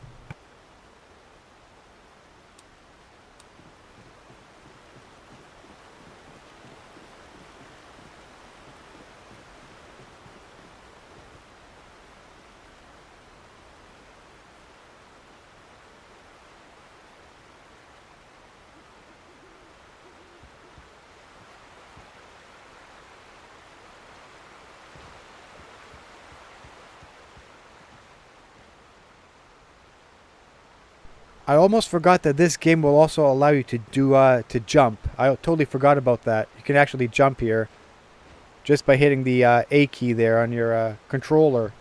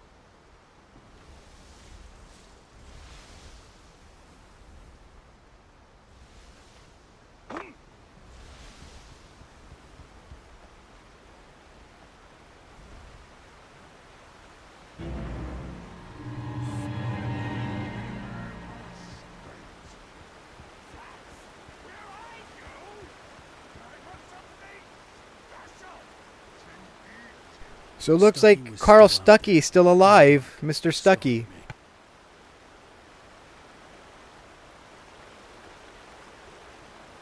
Mr. Carl Stuckey, Carl.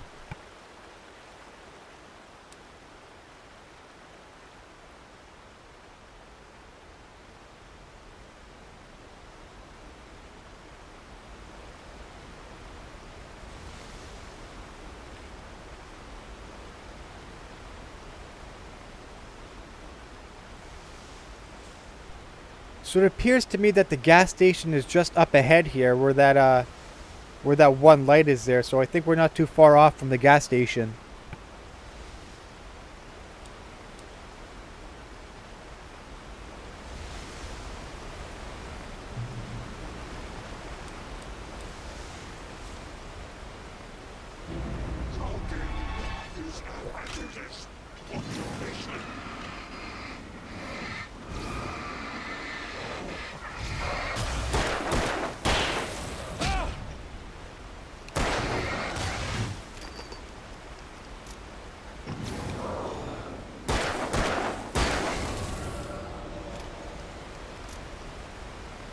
We took on just a little bit of damage back there.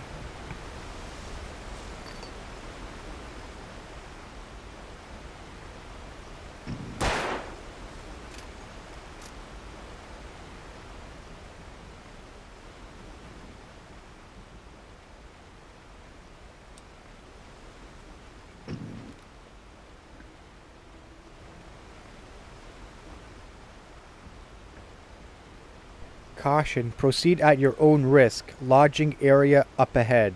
Logging area, I should say.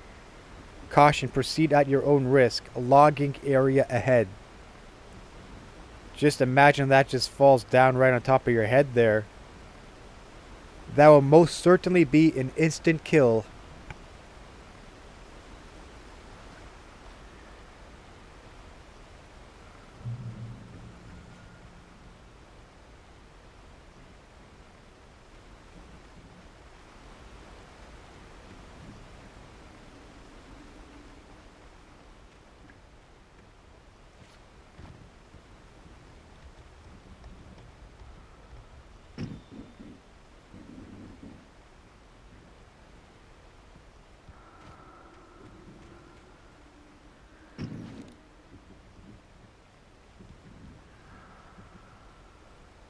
So it looks like we're about to stumble across another treasure chest here just up ahead.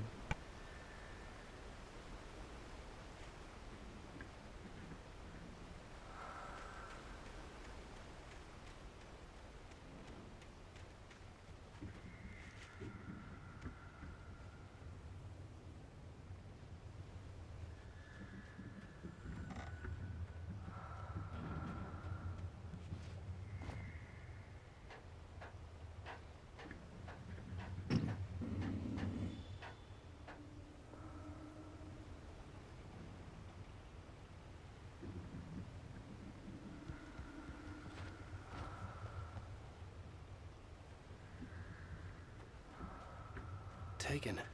They're taken. The Taken are filled with darkness. The Taken. Maybe Carl Stuckey is a victim of the Taken. He's now a part of the darkness.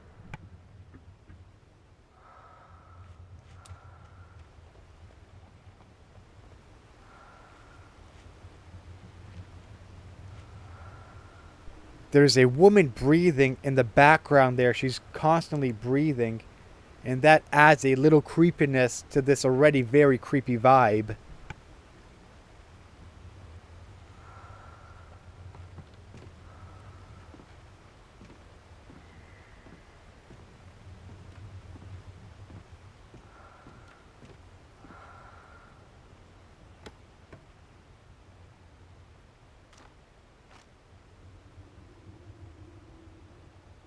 And funnily enough, these are actually Energizer branded batteries in the game itself.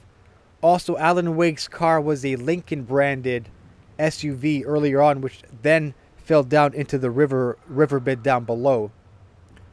So I guess Remedy, the guys who made this game, have permission or a sponsorship with these exact companies in order to do certain product placements within the game itself.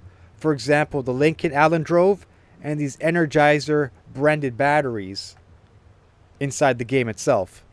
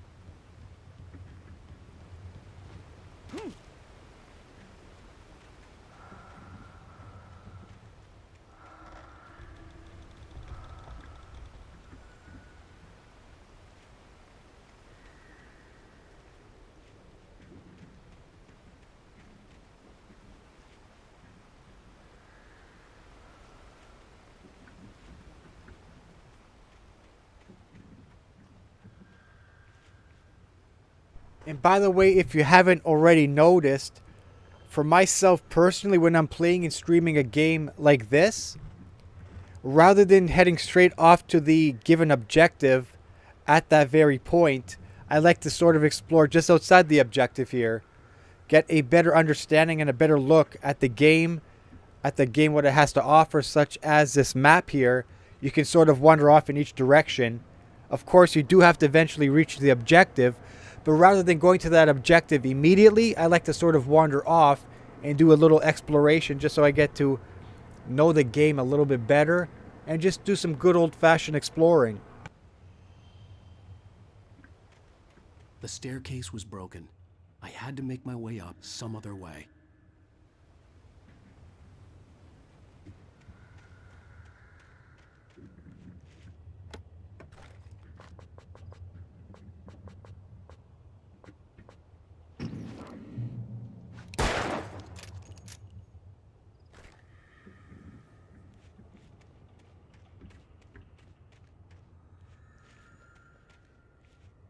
There was no power.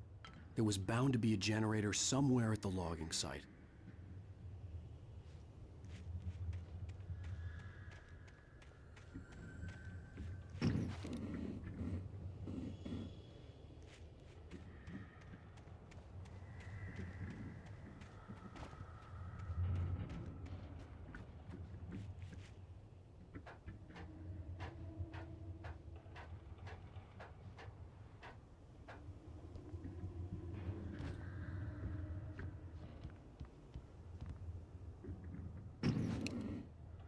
With all this forestry equipment around, there had to be something I could use to reach the top.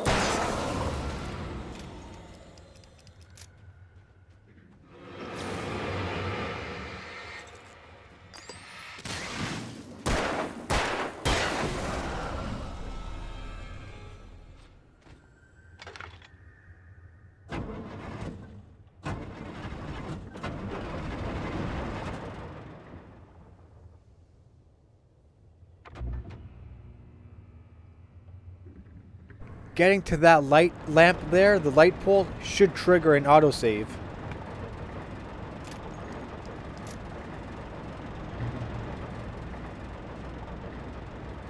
So when we're greeted by the text on the screen that says checkpoint reached, that's immediately when the game itself triggers an autosave. So checkpoint reach essentially is also triggering an autosave feature within the game itself, because there are 0 manual save options here. You have to reach a certain point where it says checkpoint reached, then the game will trigger an autosave as you reach a checkpoint.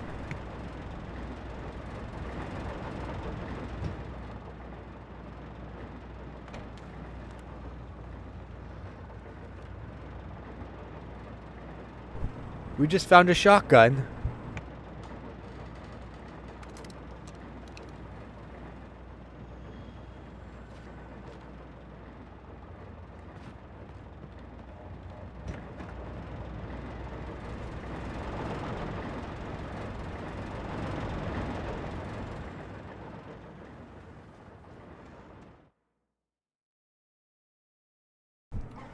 Okay, reach the path above.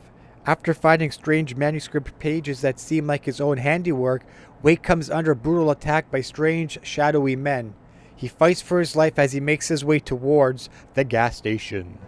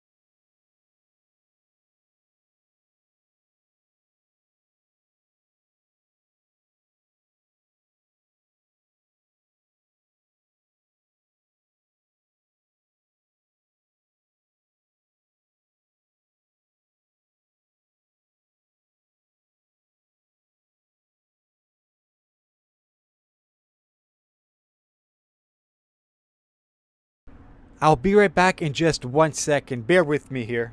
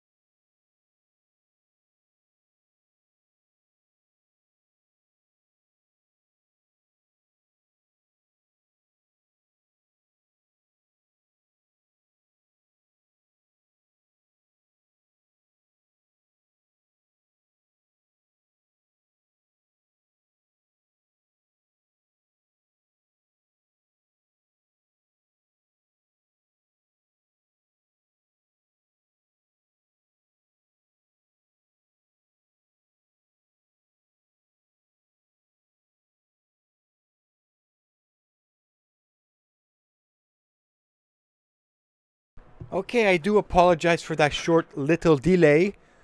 Let's push forward within the story.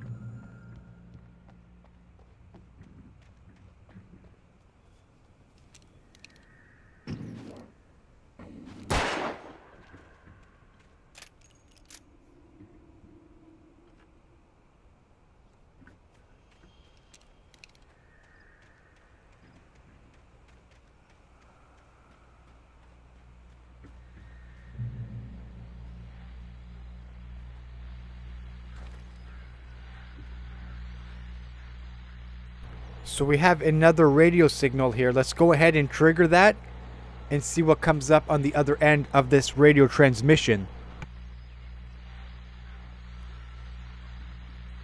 Well, I was just outside for a breath of fresh air, and what a night.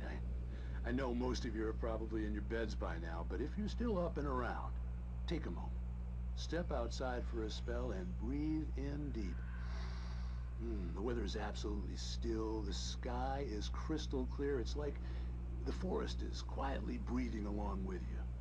As you listeners know, I'm a night owl, and it's on nights like this I wish I wasn't cooped up in the studio. Makes an old man like me wish I could just roam wild.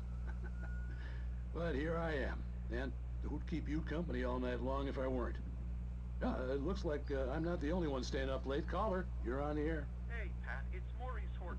Hello, Maurice. What are you up to? Well, I was just taking Toby on his walkies. Oh, isn't it beautiful out there? Sure, but Pat, the reason I called is that Toby heard something rustling in the undergrowth and took off after it, and I couldn't find it. Probably a rabbit. Sure. Toby loves rabbits. Well, sure. Anyway, I figured that, if anyone runs into Toby, they could grab him. My number's on his collar. And Toby's a friendly dog? Toby loves people. Usually he comes back, but we were pretty far from home, and it sounds like he went pretty wild there. Great dog, but he's just too dumb for his own good. Well, Maurice, it's out there now. Hope Toby comes home soon. Yeah, thanks, Pat. You have a good night now. So apparently this caller's dog heard a noise off in the distance in the forest. So then I'm guessing, I presume, that the dog chased after that sound coming from the forest, and then he was never seen again. Therefore, the caller is calling into this radio station to notify the town of Bright Falls that his dog has gone missing. He's a friendly dog, and the caller has his name and number on it. So I'm hoping that dog is safe, and he's alright, hopefully.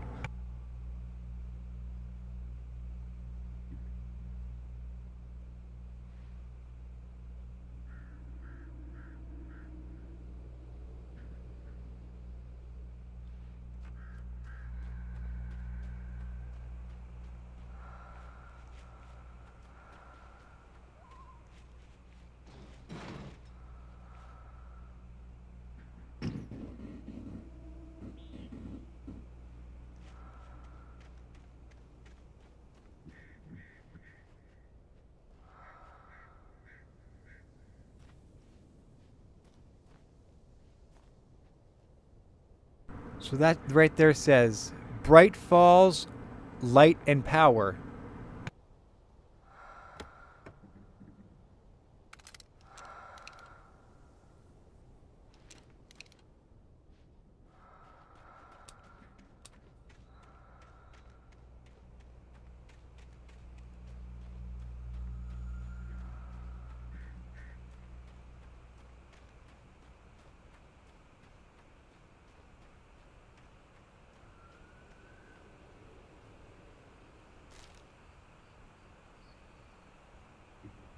All this fog is very, very creepy. Total Silent Hill vibes here.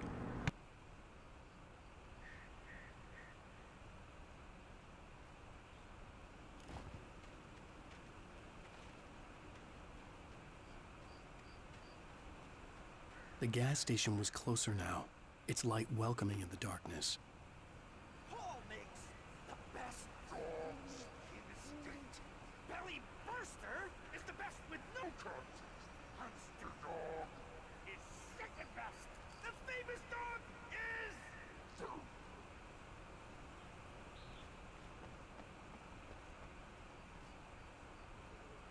Whatever you do, don't look down.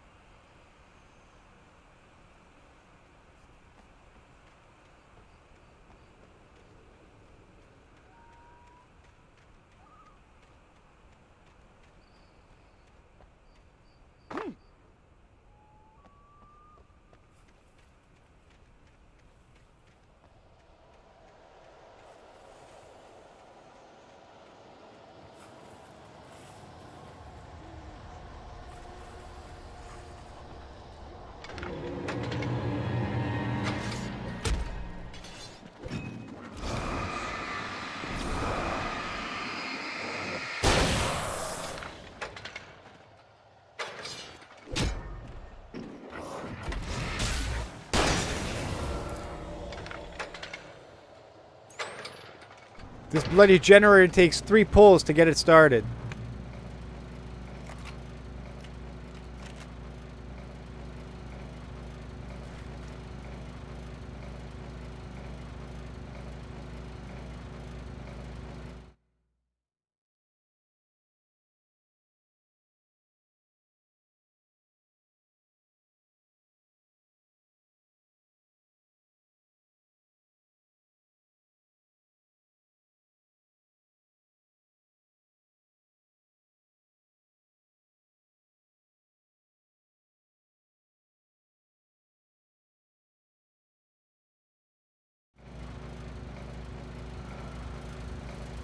What does this say here? Safe haven. So this game focuses a lot around the dangers of being in the darkness. So they're telling you right here on this billboard, well, it's not really a billboard, on this piece of plywood here, that while being in the light, that is your one and only safe haven from the dark entities that roam around in this game. Stay out of the darkness and try your best to stay in the light.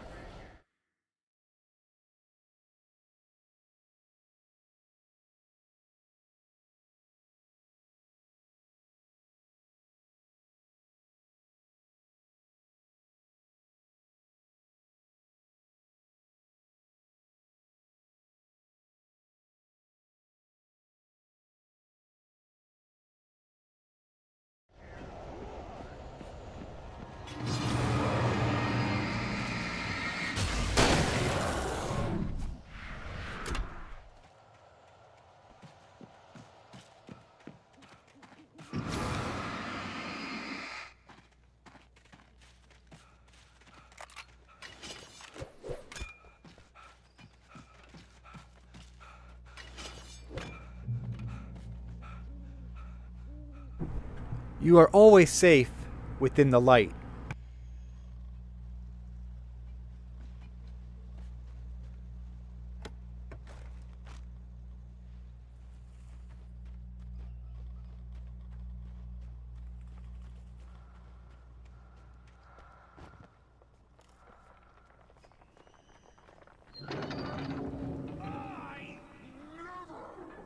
Salad, though. A man like me needs a hefty meal. That's for today.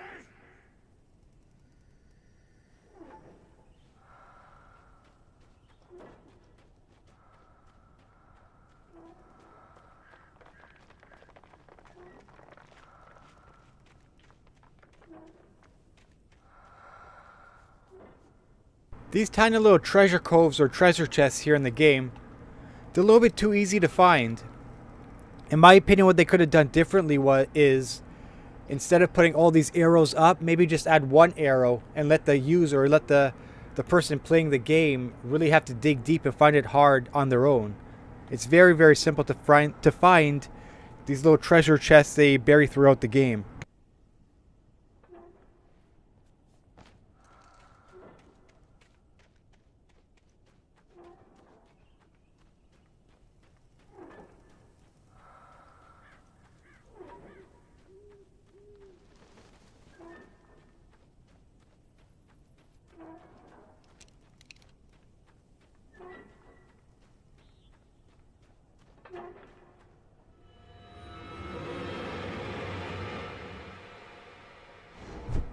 This is where you probably want to use your flare gun to take out a group of enemies. In my case right now, we're outnumbered 3-1.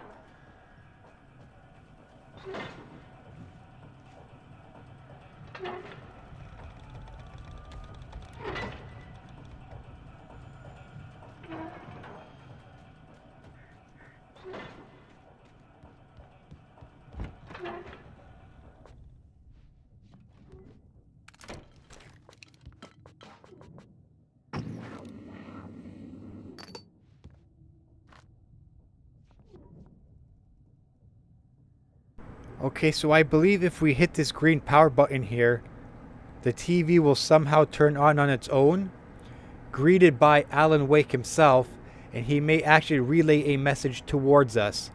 Let's go ahead and hit the button and see what we are greeted by. I believe it may be Alan Wake talking through the TV.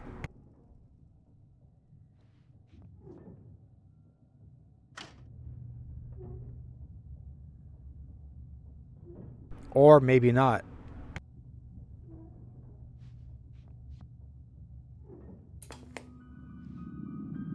Science. It bestows immortality on those who advance it to elevate all of mankind. Newton, Einstein, Sagan, princes among men. But the price for such a legacy is steep indeed. In Night Springs. Tonight's episode, a quantum suicide. If our lives are already written, it would take a courageous man to change the script. Having called a press conference, Dr. Colvin is about to demonstrate that very courage. Ladies and gentlemen of the press, I am Dr. Barclay Colvin, and I'm glad so many of you could join me here at the Moorcock Institute. Tonight, I'm going to give a practical demonstration of the many worlds interpretation. As you can see, this is a loaded 9mm pistol. It shall be part of a thought experiment. And now, a real experiment, known as a quantum suicide. Did he say suicide? Is that a real gun? He's kidding, right? Please, stay calm. There is no risk. Observe what occurs when I place the weapon against my own forehead. Now, you might think this round is merely a dud. Not so. Observe the flower pot. And yet, I myself cannot be harmed with this gun. With each pull of the trigger, two new realities branch off. One in which the weapon didn't fire, and one where it did. With my machine here, I have ensured that this reality is always the former. I have bestowed upon myself quantum immortality. Under no circumstances can this gun kill me. So wait. What you're saying is that every time you pull the trigger, in another reality, you die? Yes, of course, but that's completely trivial. There's an infinite number of things that could happen at any moment, and they always do happen somewhere. The point is, this one thing did not happen here. You're insane, Colvin. Insane? Insane? Hey, was this thing supposed to be plugged in? I stumbled on it. You fools! Gaze upon quantum immortality.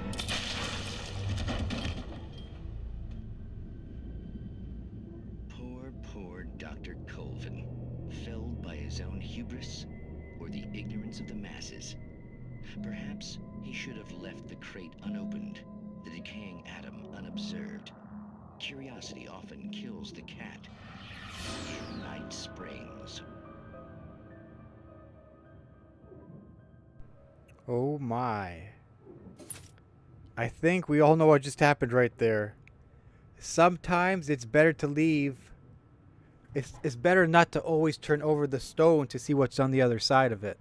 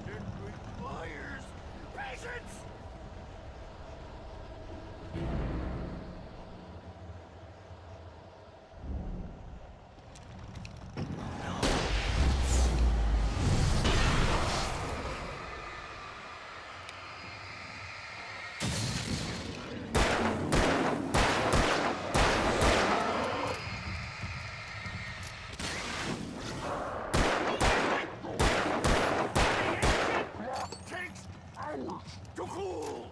Dropping tools! In the engine we're moving.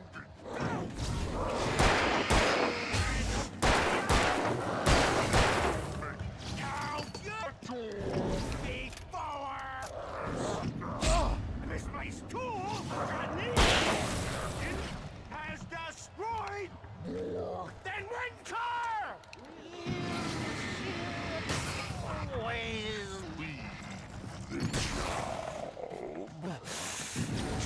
Professional!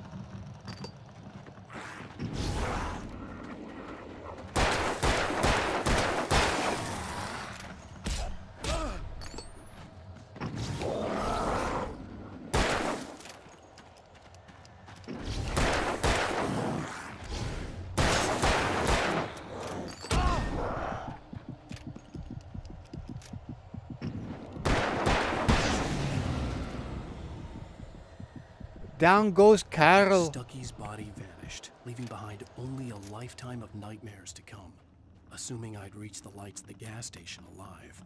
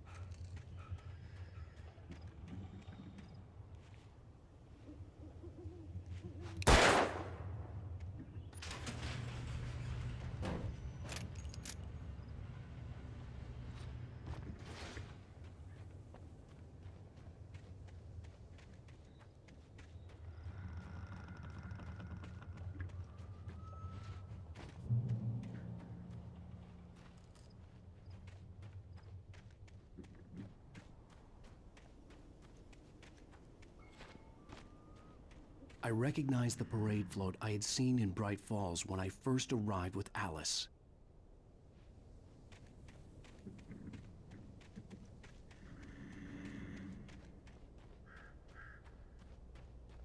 After the insanity I had just experienced in the darkness, the lights of the gas station felt comforting. At least for a moment, the sane world reasserted itself.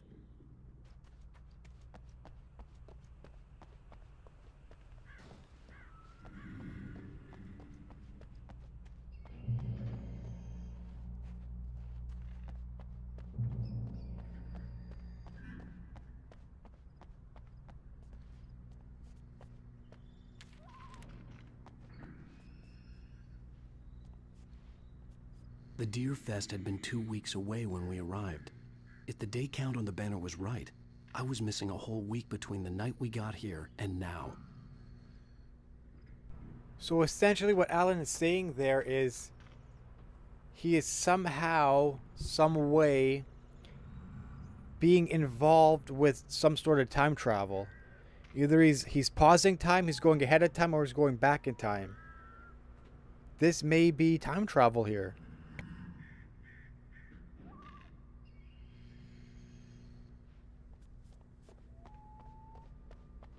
The garage was a mess. It looked like someone had trashed the place, or that there'd been some kind of fight.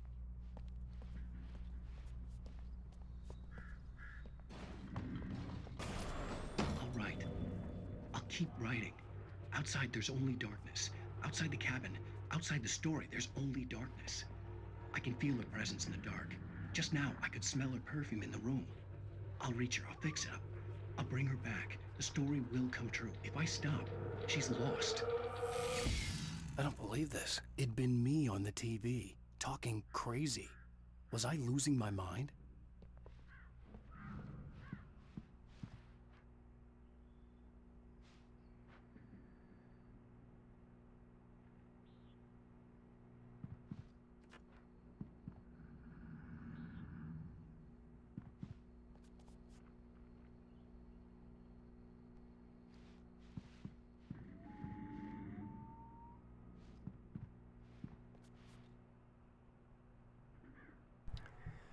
The 68th Annual Deer Fest, September 15th to 18th. Games and activities.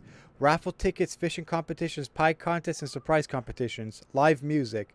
For the children, Bucktooth Charlie in the afternoons. And Montgomery, the Mystics Amazing Phantasmagoria evenings. Don't miss the legendary Deer Fest Parade.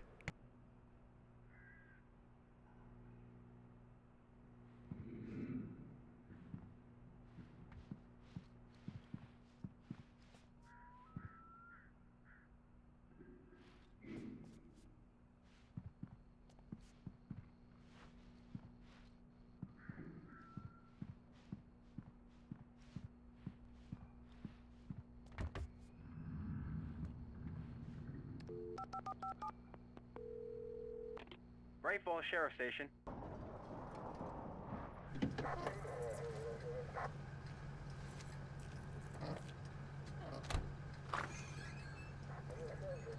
Oh, thank God, Sheriff. Sheriff Sarah Breaker. You are... I'm Alan Wake, but listen. I was in a car crash. My wife, Alice, she's missing. Calm down, Mr. Wake. We were staying in a cabin on the island, on Cauldron Lake. There's no island on Cauldron Lake. Not since the big eruption in the 70s. Please, I can take you there, okay? You look like you've taken a pretty bad knock to the head. Are you okay? Listen. We'll figure this out. Please get in the car. We'll swing by the lake and then we'll go to the station, okay? Mr. Wake, have you seen Stucky, the guy who owns this place? I realized I couldn't tell her what had happened in the forest. She wouldn't have believed me. And then she wouldn't have helped me with Alice.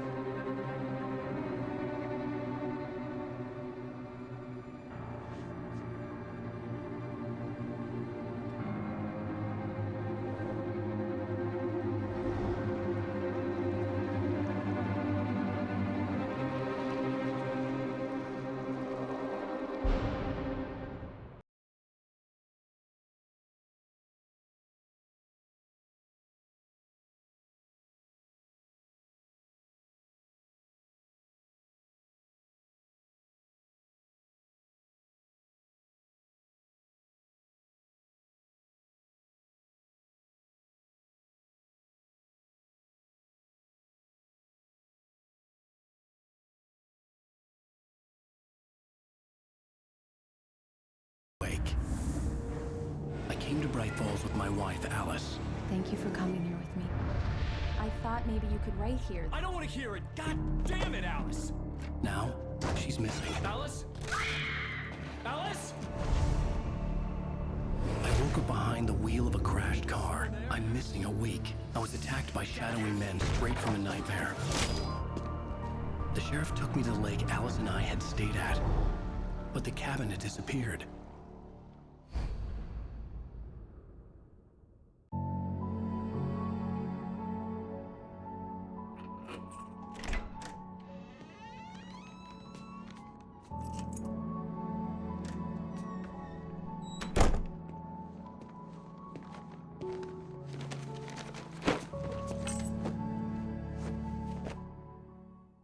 Honey, I'm home.